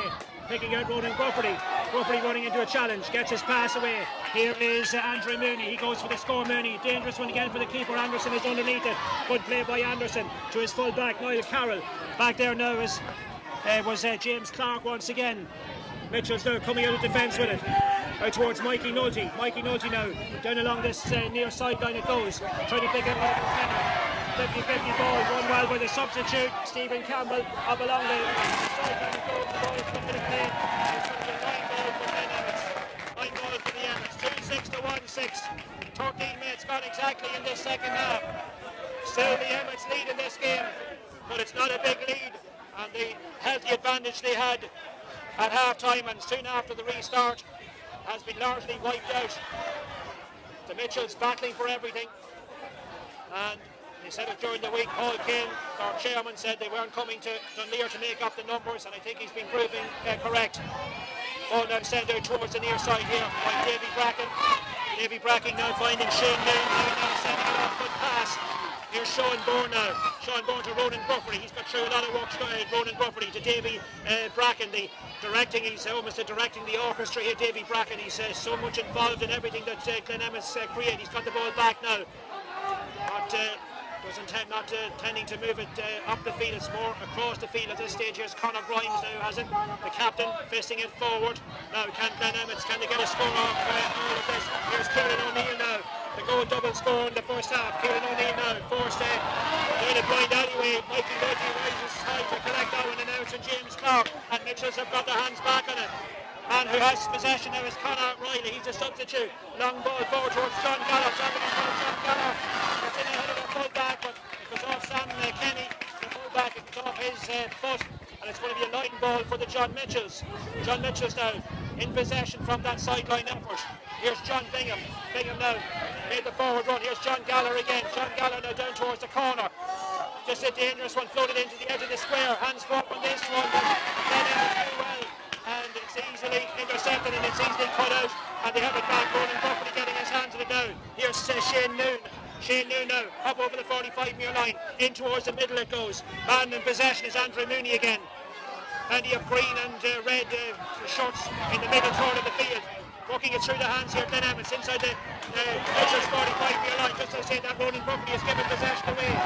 Going there very close to the underground, and it's been intercepted and the Mitchels come away with it. Here's Mikey Mudgy up towards the middle. Ball is clear, and it's hard speed there been given the way of the Mitchels. They'll take that all day long. Mikey Mudgy anxious to get on with this one quickly. 15 minutes gone in the second half. 2-6 to 1-6. It's Mikey Mudgy with the free. Only a goal separating the teams. The Mitchells resurrecting their chances with the two John Gallagher points and the goal from Garrett Kane. They've got the last three scores of the match. Mitchells now, Glen Emmets have gone 15, a quarter of an hour since the last score. A card there being produced by Colin McCullough as well. Mikey Mudgy meanwhile is lining this free up. Referee blows his whistle. He's gone defensive with it. Niall Carroll with taking that short free. Now it's with James Clark, the midfielder, in towards the middle. Carroll Courtney trying to get out of his way. Now tries to make the pass. Carroll Courtney picking it up on his toe. Still Carroll Courtney running into a challenge. And Carroll Courtney gets the free. Gets the free there off Sean Bourne. And Mikey Mudgy is calling for it here vociferously in the near side of the field, but he's not going to get it. Instead, James Clark goes to the other wing. So the Mitchells now coming on the attack. Ball played down towards John Gallagher, again showing ahead of his man. That man being Tom Grimes on this occasion. Still John Gallagher fancies it, didn't connect with it very well. It's going to hang up in the air. Hands go up on this ball. Glen Emmets deal with it ably with their goalkeeper now towards Davy Bracken. Davy Bracken now. Glen Emmets with possession back. Oh, Davy Bracken has to be careful now not to give it back to his opponent. Down this near sideline, Mitchells have won it back. It's with Trevor Matthews, he sends it in, left-footed, and that one is gone wide and wide to Trevor Matthews. That's Mitchell's second wide of the second half. We're fast approaching the second water break, and there is the water break, the second and final one. But only one score separating the teams, Jimmy. The scores from the Mitchells, the goal and the 2 points they've got has brought them right back into it. Certainly an interesting final quarter coming up.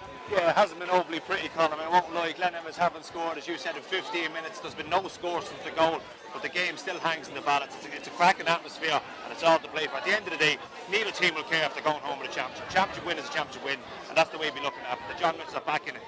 Absolutely, we can test the carriage now. Who wants it more? I'm sure both teams would certainly want it for similar reasons. Hunger will obviously be a factor.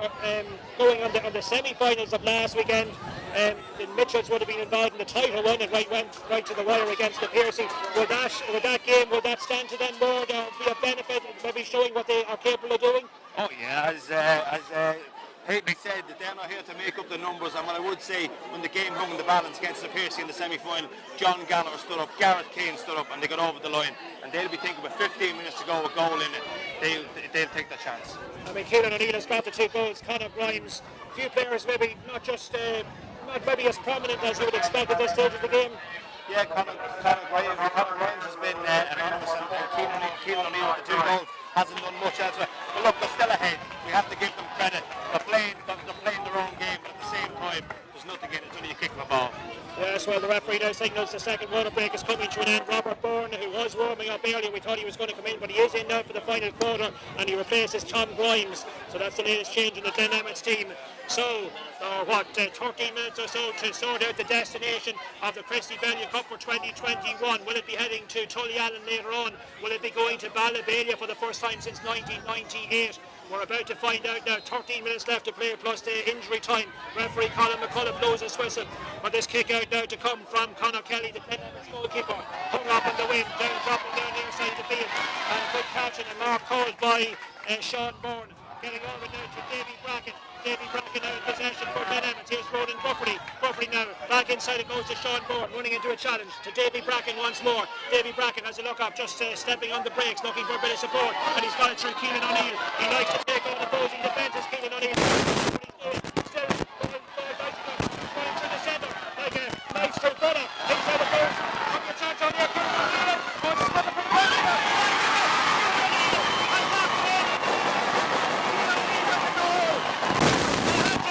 for Keelan O'Neill, and that may be the score that wraps it up. Keelan O'Neill.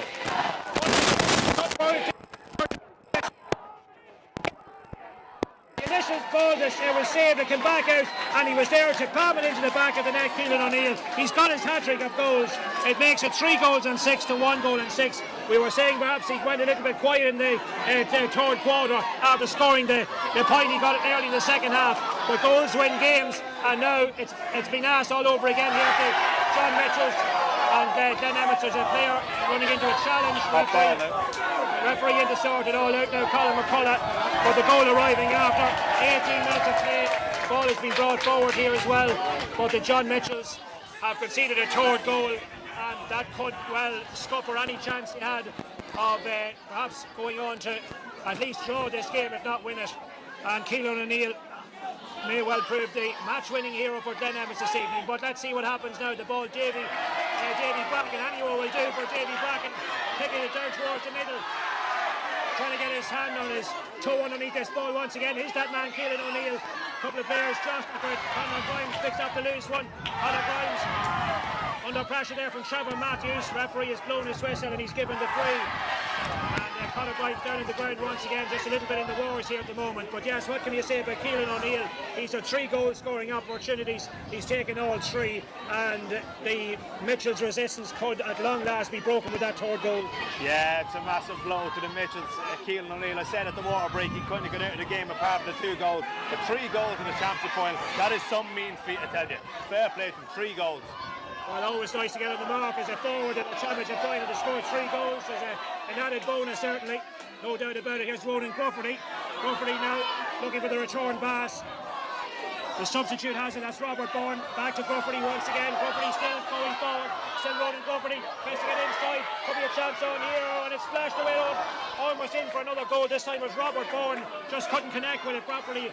It's been cleared by the Mitchells' defence. Almost another goal there for the Mitchells, or for the Glen Emmets, I should say. The ball has gone out of play. It's a line ball to the Emmets on the far side. But 3 goals and 6 to 1 goal and 6. We have 20 minutes exactly gone in this second half. So the John Mitchells, having done so well to get it back to a 1-goal game at the second water break, but they're going to have to do it all over again now, just when they were coming back and within striking distance, let's say. They've given away that 3rd goal. Referee now is given the free, I think, to Glen Emmets. Davy Bracken has the ball in his hands. There is a Glen Emmets player down after picking up a knock, that man being Andrew Mhuiri. He's up on his feet now once again. But this really is a tall order now for the Mitchells. Where are they going to? You feel probably they need a goal of their own at this stage, another goal to try to really get themselves back into it, Jimmy. Yeah, unfortunately after the goal they didn't tag on 1 or 2 important scores, but I would say when the game hung in the balance, David Bracken and Ronan Gruffy, 2 lads have been there and done it over the last couple of years. They've really stood up and taken the game to the John Mitchells. Yes, Gruffy and Bracken have been immense in this game. They've been around a long, long time, particularly Davy Bracken. And that bit of experience certainly crucial in a game of this magnitude. Niall Carroll now, the ball rolls nicely from this near side of the field, picking it up on his toe. Ronan Gruffy trying to close down the angles for him. Ronan Gruffy still giving chase. Back it goes now to John Bingham. Bingham now picking out a man, one of his team colleagues, far side of the field. That one is sent on. It was Stephen Bingham, I think, who had his hands in it there momentarily. The ball, though, at the other end of the field, slipping through the hands there of one of the Emmets defenders, trying to get his composure back. It was Keith Boylan. Very slippy conditions here on the ball. A little bit like a hot potato. Here's the fullback, Sam Kenny. Sam Kenny drops it, though. James Clark has won it back for the Mitchells. Mitchells have turned it over, out towards the middle it comes. Here's John Bingham, referee has blown his whistle. It's going to be a free for the Mitchells. Free for the Mitchells. We have 23 minutes gone in the second half. 3 goals and 6 for Glen Emmets, 1 goal and 6 for the John Mitchells, 2 clear goals between the teams. Is there still a twist in this game? Can Mitchell somehow beat Conor Kelly in the Glen Emmets goal in the next 3 minutes to set up a big finish? Andrew Mooney getting his name taken here, it looks by the referee. It's a yellow card for the Tullyallen 40 yards man. And that there's a little bit of, well, I'm not sure whether an injury, it looks more like cramp at this stage, and then the Mitchells player down. But meanwhile, John Gallagher now is ready to resume this with this free. It's a good distance out. The rain has eased off here, but it's still a very, very strong breeze. It is favouring the kicker, Gallagher. Here he comes now. Has he got the distance? He has. That's a tremendous point from John Gallagher. It is over the bar. John Gallagher with a point back. It makes it now 3 goals and 6 to 1 goal and 7. But now time very much on Glen Emmets' side as the clock ticks down, Jimmy. 7 minutes to go. Yeah, you'd like to think that the John Mitchells will need another goal to stay in the game. And unfortunately, when you're only scoring 1-1, 1-2 from play in a championship final, you're probably going to fall victim to a loss, unfortunately. Conor Kelly now, the ball has just rolled off his tee. He's going to have to face it once again. And don't forget, of course, the intermediate final, the big one coming out tomorrow at Clonagale Park. Will it be the Feckins? Will it be Cooley Kickham's? Feckins looking to make up for the disappointments of 14 and 18. Cooley looking to recreate their single stain and start dropping down at the end of 17. Here's Davy Bracken facing it inside to Conor Grimes. Conor Grimes now, what can he do with this one? Looking for the pass, taking on his toe, running out of options. Back out it goes to Keelan O'Neill, the triple goal scorer. As a look up, goes direct with it this time. Down towards Owen Maguire, wasn't being held back, goes well. And Owen Maguire has a man in the overlap, plays it right across. Danger here, could be another chance on, and it's slipped over the crossbar. Andrew Mooney with the point. Andrew Mooney thought there might be the 4th goal in the upping there for Glen Emmets. But they'll take the point at this stage of the game.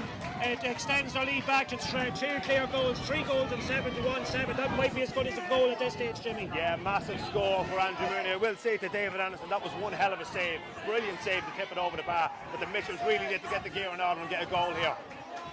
So Glen Emmets with that point from Mooney, knocked over by the fingertips of David Anderson. But the Mitchells still with it all to do in this game. 2 goals they have to make up. Ball played down along this near sideline, giving chase after is Colin Maguire. A couple of players rolling in on it, down towards the corner. And it has gone out of play, and it's going to be, it's going to be a line ball to the Mitchells. Yeah, down towards the corner, so it's a Mitchells ball. Can they somehow engineer a score off this? They have just over 5 minutes of normal time to rescue this game. At the moment here, it looks as if the Christie Bellew is heading to Tullyallen this evening, which I'm sure will spark a night of celebration. And why wouldn't it? Any time a team, your club wins the championship, always a big moment. Ball played back out, the Mitchell still in play, far side of the field. Conor Riley picking up that loose one, has a couple of options, but Tullyallen trying to close him down. He's forced now into a Gary Owens sort of effort, drops in front of Trevor Matthews, but the loose ball is won by Davy Bracken. Who else coming away with this one? What an engine Davy Bracken has on him. One of the oldest players in the field, and playing like a teenager here at the moment. Here's Conor Grimes. Grimes there, the big man, the captain, running it down a blind alleyway, gives it away. Back it goes now once again, and Mitchells have turned it over to Trevor Matthews. Trevor Matthews now to James Clark. James Clark now playing it forward. Here's Stephen Campbell. That one's sent on. But, no danger there, and again easily taken away by the Emmets cornerback Shane Noon. Shane Noon now has support on his near side. Coming running forward here, still Shane Noon. Return pass goes as far as Keith Boylan. Boylan now to his midfield partner Sean Bourne. Bourne now to Davy Bracken once again. Time now rapidly running out here at Dunleer. It's not been a classic final by any means, but it's not a case of how you win it, it's the fact that you win it, and the fact that it's not been a classic will not worry then Emmets to any degree should they go on and close out this match now in the next few minutes. Already well on the way to closing it out. They lead by 2 clear goals. The ball now breaking at the other end. It's Niall Carroll picking it up on his toe, has to make sure of it. That looked a bit harsh there against Niall Carroll. I think he was penalised for picking it up off the ground, but in fairness to Niall Carroll, I don't think that was a free against him. A little bit harsh on the full back, but it is a free, and it's going to be, well, Conor Grimes is sitting on top of the ball almost. The referee now having a word with Stephen Campbell, the Mitchell substitute. Conor Grimes and also Andrew Mooney having a good discussion about who's going to take on the free. It's going to be left to Andrew Mooney. Meanwhile, Stephen Campbell still being spoken to here by the referee, and it is going to be a card for the Mitchels man, and it's a yellow card for Stephen Campbell. So he goes into the referee's notebook, and now a chance for Andrew Mooney to extend his team's lead to 7 points. 27.5 minutes gone here at Pairc, Mhuiri and Dunleer, and 10 years on from their defeat to St. Beckins in the junior final. It looks as if Glen Emmets are back for victory. This one's floated in. It's kept in play, knocked back in by Conor Grimes, but only as far as a Mitchels player. All blood in the Mitchels' possession. It's Emmett Farrell who has it. Emmett Farrell goes left-footed down along over towards the far side. Trevor Matthews now picking up this one. Trevor Matthews now coming soloing forward. Only goals will do now for the Mitchells at this late stage of the game. Trevor Matthews in possession, sending it long. Oh, Mikey Nulty has made space for himself. Oh, he just couldn't keep it in play. I think it's going to roll out. If it doesn't, it's going to be very close to the sideline, and that has got out of play. And Mikey Nulty, a little bit unfortunate. It was an intelligent ball played in towards him, but just a little bit too much pace on it. And in the end, it amounts to nothing. And Glen Emmets now are surely on the cusp of victory here. You only have to see out the last 2 or 3 minutes of this game. Here is Andrew Mooney trying to play it fast when they're trying to get past his man Emmett Farrell. It's Niall Carroll now has it for the Mitchells. Niall Carroll now fisting it back across, dangerously across his own goal. Mitchells have to be careful not to give away possession. Owen Maguire was in there, causing a nuisance of himself, but doesn't manage to get his hands on the ball. Still Mitchells with Trevor Matthews, chipping it out towards that far side of the field. That might be asking a little bit too much of the goal scorer. Gareth Kane tries desperately to keep it in play, does well, goes to ground. No freeze to the referee, trying to barge his way past his man. Has to be careful now not to get, well, he gets the free in the end. Gareth Kane wins the free, goes to ground as well, and trying to, well, Mitchell's retrieving that ball over the far side with James Clark. And a little bit more cramp as well now. The second player who's gone down now with a bit of late cramp. But Jimmy, well, it's 3-7 to 1-7. It's not going to happen surely for the Mitchells now at this stage. Time almost up now here, so it's going to be Glen Emmets with the victory. And I suppose this final going through the form, but they've had to battle at various stages without being under serious pressure, let's say. But Mitchells, they gave it one hell of an effort. There'll be no disgrace, but you have to say Glen Emmets just seem to be that step ahead all the time. Yeah, you can't fault John Mitchell's effort, but just as they were getting on top of the first half, they conceded the second goal against the run of the play. Similarly in the second half, they got their noses back with a goal behind, and Keelan O'Neill steps up for his hat-trick. So, you know, it's all about game management, Glen Emmets. When we played them in the quarter-final, we had goal chances, we didn't take them, and similarly today, when they get into positions, they take their chances, and they're very ruthless, and it looks like they're going to be playing intermediate football next year. Yeah, looking like intermediate championship again for Glen Emmets, and another change now coming on the Mitchells team. Aaron Keeley is coming in, and Gareth Kane, after getting that bit of cramp, has made his way off the field. Glen Emmets now, can they finish it off with a score before the end? Man in possession now is Evan English. With just 2 minutes to be added. We're into the first minute of that already. Davy Bracken, if you're picking him out of the match, Jimmy, I presume you'd be going for a Glen Emmets man. Would you be going for the hat-trick hero? But there are certainly a few other contenders as well that have gone through a serious amount of work. Yeah, as I mentioned, David Bracken, excellent when the Glen Emmets needed him. I thought Keith Boylan had a good game in the defence. Sean Bourne got through a lot of work. But when you're scoring 3 goals in the championship final, Keelan O'Neill, he's my man of the match today anyway, if I was awarding it.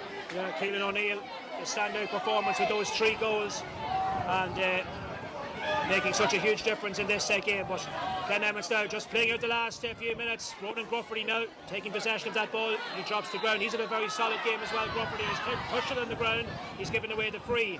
The Mitchells with a last chance here of getting something. We're almost there at the end of the 2 minutes. The Tully Allen crowd, a lot of youngsters here, great to see, plenty of colour. They're getting ready to invade the pitch. And John Gallagher now, well, will he be happy to settle? Well, the point is no good at this stage. I presume he's just going to drop it short. Well, I think he's taken on the goal. He's taken the score on himself, and he's got the point. John Gallagher, that brings his personal tally up to 7 points. But it's not going to be near enough. It's 3 goals and 7 to 1 goal and 8. We have the 2 minutes have been played now. where time is up here at Dunleer. And the first major adult championship silverware of the season will be heading to Tullyallen tonight. The Christy Bellew Cup. Foul there on the Mitchell centre half. Emmett Farrell gets the free. That one is sent in long. Dangerous looking ball dropping down. Glen Emmets trying to pick up this one. It's kicked away. Back out it comes to the substitute, Stephen Campbell. And there is the full-time whistle. And Glen Emmets are the Loud Junior champions for 2021. They've seen it out here. They've won on a scoreline of 3 goals and 7 to 1 goal and 8. And whatever chance the Mitchells had when they brought it back to a one-score game, 2-6 to 1-6. Really, the game killed off as a contest soon after the restart from the second water break with a third goal from Keelan O'Neill. That really finished the Mitchells challenge off. They battled right to the finish, but never looked as if they were going to hold that deficit back, and that's the way it turned out. So victory here for the men from Tullyallen. They have won back the Christy Bellew Cup. It's their first Christy Bellew since 2017. So after one season back down in the junior ranks, they will be playing intermediate championship football next season. And you'd have to say, worthy of the day. It wasn't a classic match, Jimmy. Conditions obviously didn't help, and it made it very difficult for both sets of teams. The Mitchells gave it everything. No disgrace, let's say, losing a final. They battled right to the finish, but you always felt that the Emmets were one step ahead. Yeah, you couldn't fault John Mitchells. Look at John Bingham, Emmett Farrell. They went to the very end. But unfortunately, when you're playing against a team like Glen Emmets, who sailed through 3A, who've won comfortably in the championship games, apart from a draw with Dunleer, and they were able to score goals at important times. And as we said, I know it's a saying, but goals win games. Yeah, I know it was a kind of they played in fits and starts on occasions. It wasn't a thorough, complete performance like we've seen in some junior finals over the last decade. A little bit one-sided. It certainly wasn't one-sided, but they did enough without doing anything spectacular. Yeah, you'd say they played within themselves, but second half, 10-15 minutes, and David Bracken got onto so much ball. He made things happen. Ronan Gruffy on the wing taught a very, very good game. And as I said, when they needed to tap over scores, they got the job done. Yeah, and in terms now of where this leaves Glen Emmets, they have a good underage structure. They've made a lot of progress. They're pitched the club in general, but a big target now, Jimmy, will be when they get up to the intermediate championship next year, is to try and stay there and try to get a run going and try to make an impact, because that's something they have not been able to do on their previous promotions. Absolutely. If you look at the catchment area they have in Tullyallen, the underage is improving. There's no reason to go up. They have to stay up now and push on. Bleed a few more players through and hopefully cement their place in the intermediate. If you look at the Mhuiri, 2008, they played the Nicholas in a semi-final, they came out on the wrong end of it, and now they're going to be contesting a senior final in a couple of years. That's progression, and that's the way that Glen Emmets have to be aiming for going forward. And I suppose that's something that Glen Emmets need to aspire to as well. The Feckins beat them here in the junior final a decade ago. Feckins, I know it's taken them a long time, they're still not over the finish line in intermediate, but they're in the intermediate final tomorrow. And of course the Mochtas, who they would have played as well, they've all kicked on, whereas Glen Emmets have been that bit static. Yeah, and I'd say that is in the back of the mind after Wednesday. What I did notice about playing them against them in the quarter-final, they're a well-conditioned team, and there's no way Ray Lamb will want these to go up to intermediate and then come straight back down. That's off the list now. It's trying to keep going and, as I said, cement the place in intermediate football and try and kick on. They've a lot of people coming through. I'm over the under-14s with John Bingham. There's a couple of representatives from the Glen Emmets, so there's no reason why they should be going back there to junior football.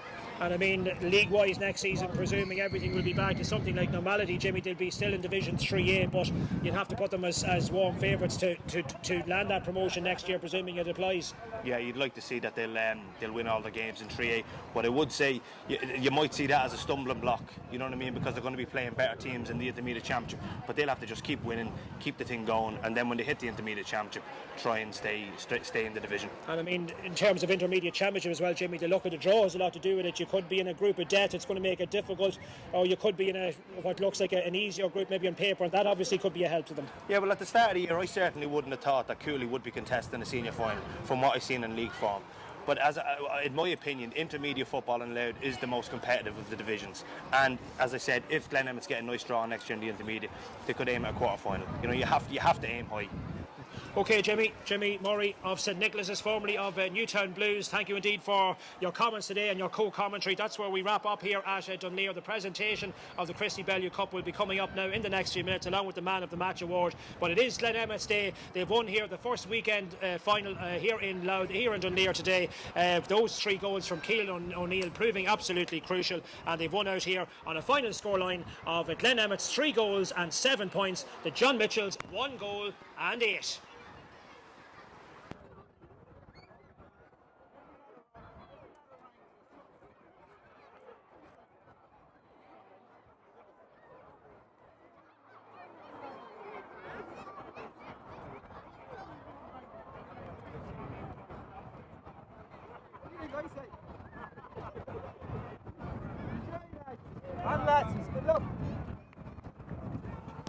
Thinking of upgrading to electric? Well, we've got an offer for you. We're now offering an extra €3,000 off the price of an all-new Renault Zoe.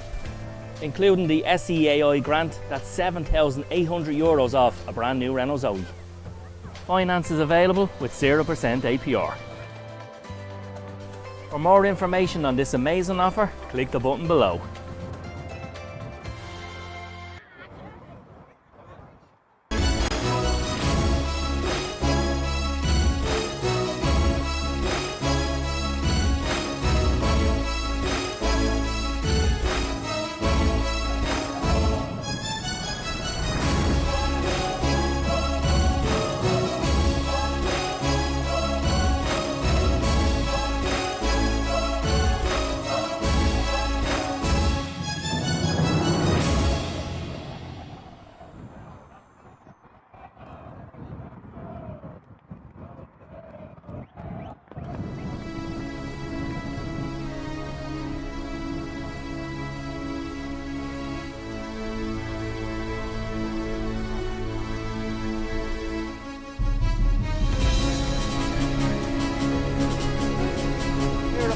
St.Mochtas, we're delighted to announce the arrival of the all-new Renault Arcana.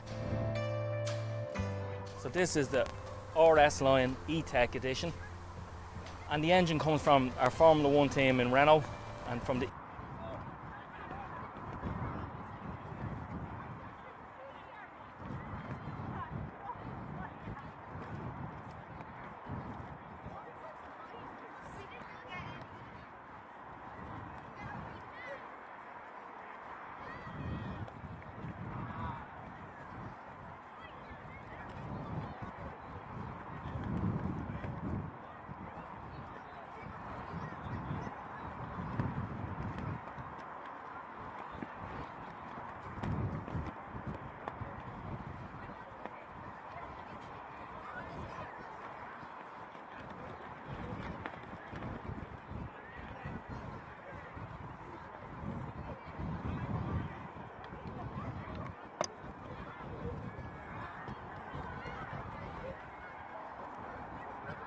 I count you.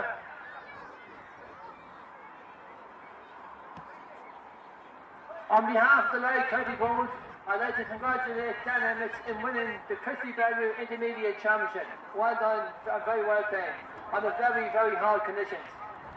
I also like to give my condolences to the Mitchells, who put up a fantastic performance. From a small parish, I'm not just saying he's played absolutely fantastic football in such poor conditions. And I just want to commend both the teams, and he's got a good future going forward. I'd also like to thank Anglo for the sponsorship of the Intermediate Championship. I also want to thank Cullen, his umpires and linesmen for doing a fantastic job. I also want to thank Dunleer JFC for putting up a fantastic pitch in such poor weather. I know you're all fed up with me talking, so we go ahead. First thing I'm going to do is I want to present the man of the match. And the man of the match is Keelan O'Neill. Number 15, Keelan O'Neill.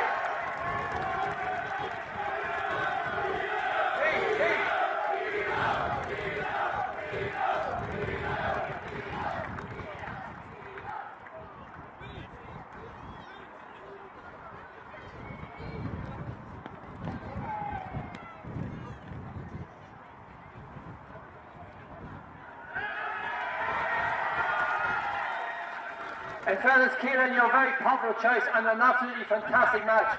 And I have to mention David Pairc in memory of the 2010 panel still playing football. Well done, David Pairc as well. Well done, David. So next thing I'll move on to is who won the day. And I want to call up the captain of the then Emmets football team. Who's the captain of the then Emmets football team? Colin O'Brien.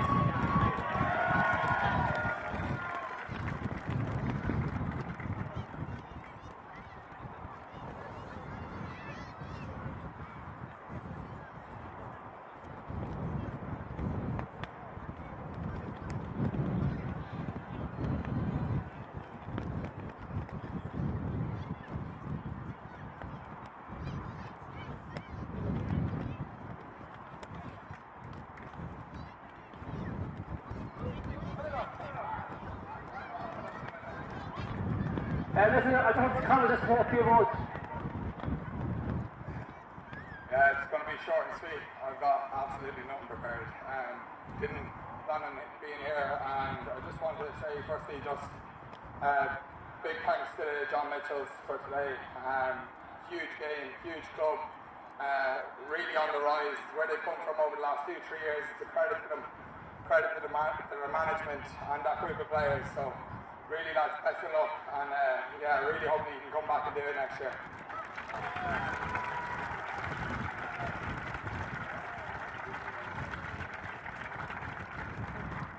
Short and sweet with ourselves. There's too many people to thank the whole way down, but firstly I'd just like to thank the committee and the club for all the hard work that they're doing. It's phenomenal to see the club in such good shape, in such good spirits, especially after the year that everyone's after having. I think football's the real winner here today. Just to see so many people back out and about, it's a real credit to you. So thanks a million to the two clubs for what they've done. It's been incredible.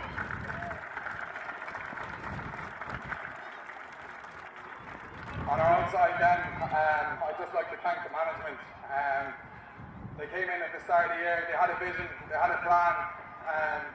It took some amount of grit, training on our own the whole way through the season, but they assured us that we would get here and we would be set in this position. So yeah, just thanks for believing in us the whole way through the season. To Ray, Damien, Pairc, Eamon, Cullen on stats, just incredible group. Dave, day in, day out, never missed the training session. Yeah, this is just for you. Thanks so much, really appreciate it.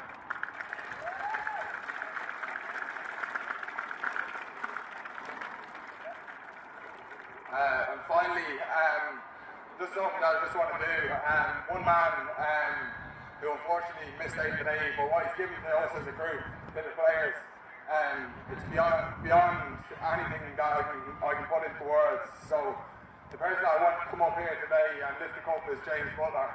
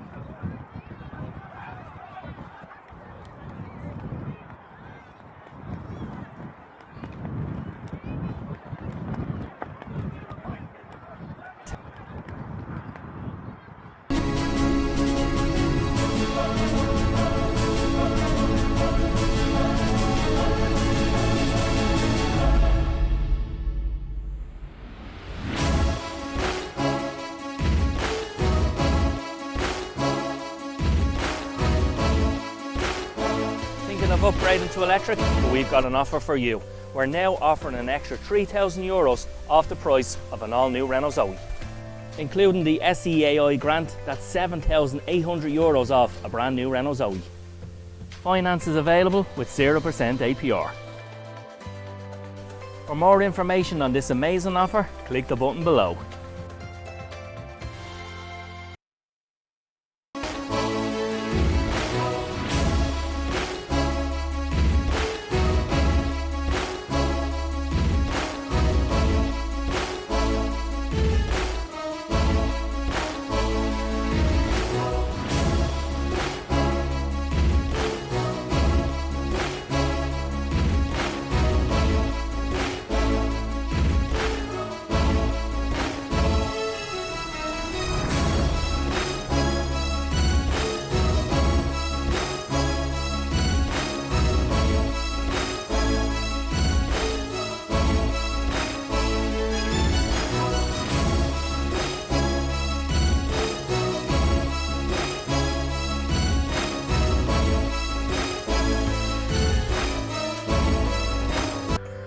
Here at Blackstone Motors, we're delighted to announce the arrival of the all-new Renault Arcana. So this is the RS line E-Tech edition, and the engine comes from our Formula 1 team in Renault and from the E-Tech technology. Comes with a large portrait screen for your sat-nav, your phone, with Android, Apple and Auto CarPlay available across the three models. Also has a digital screen on the dash. So this Renault Arcana, it's absolutely fantastic, and we're going to take orders from October for 221 registrations on this all-new Renault Arcana.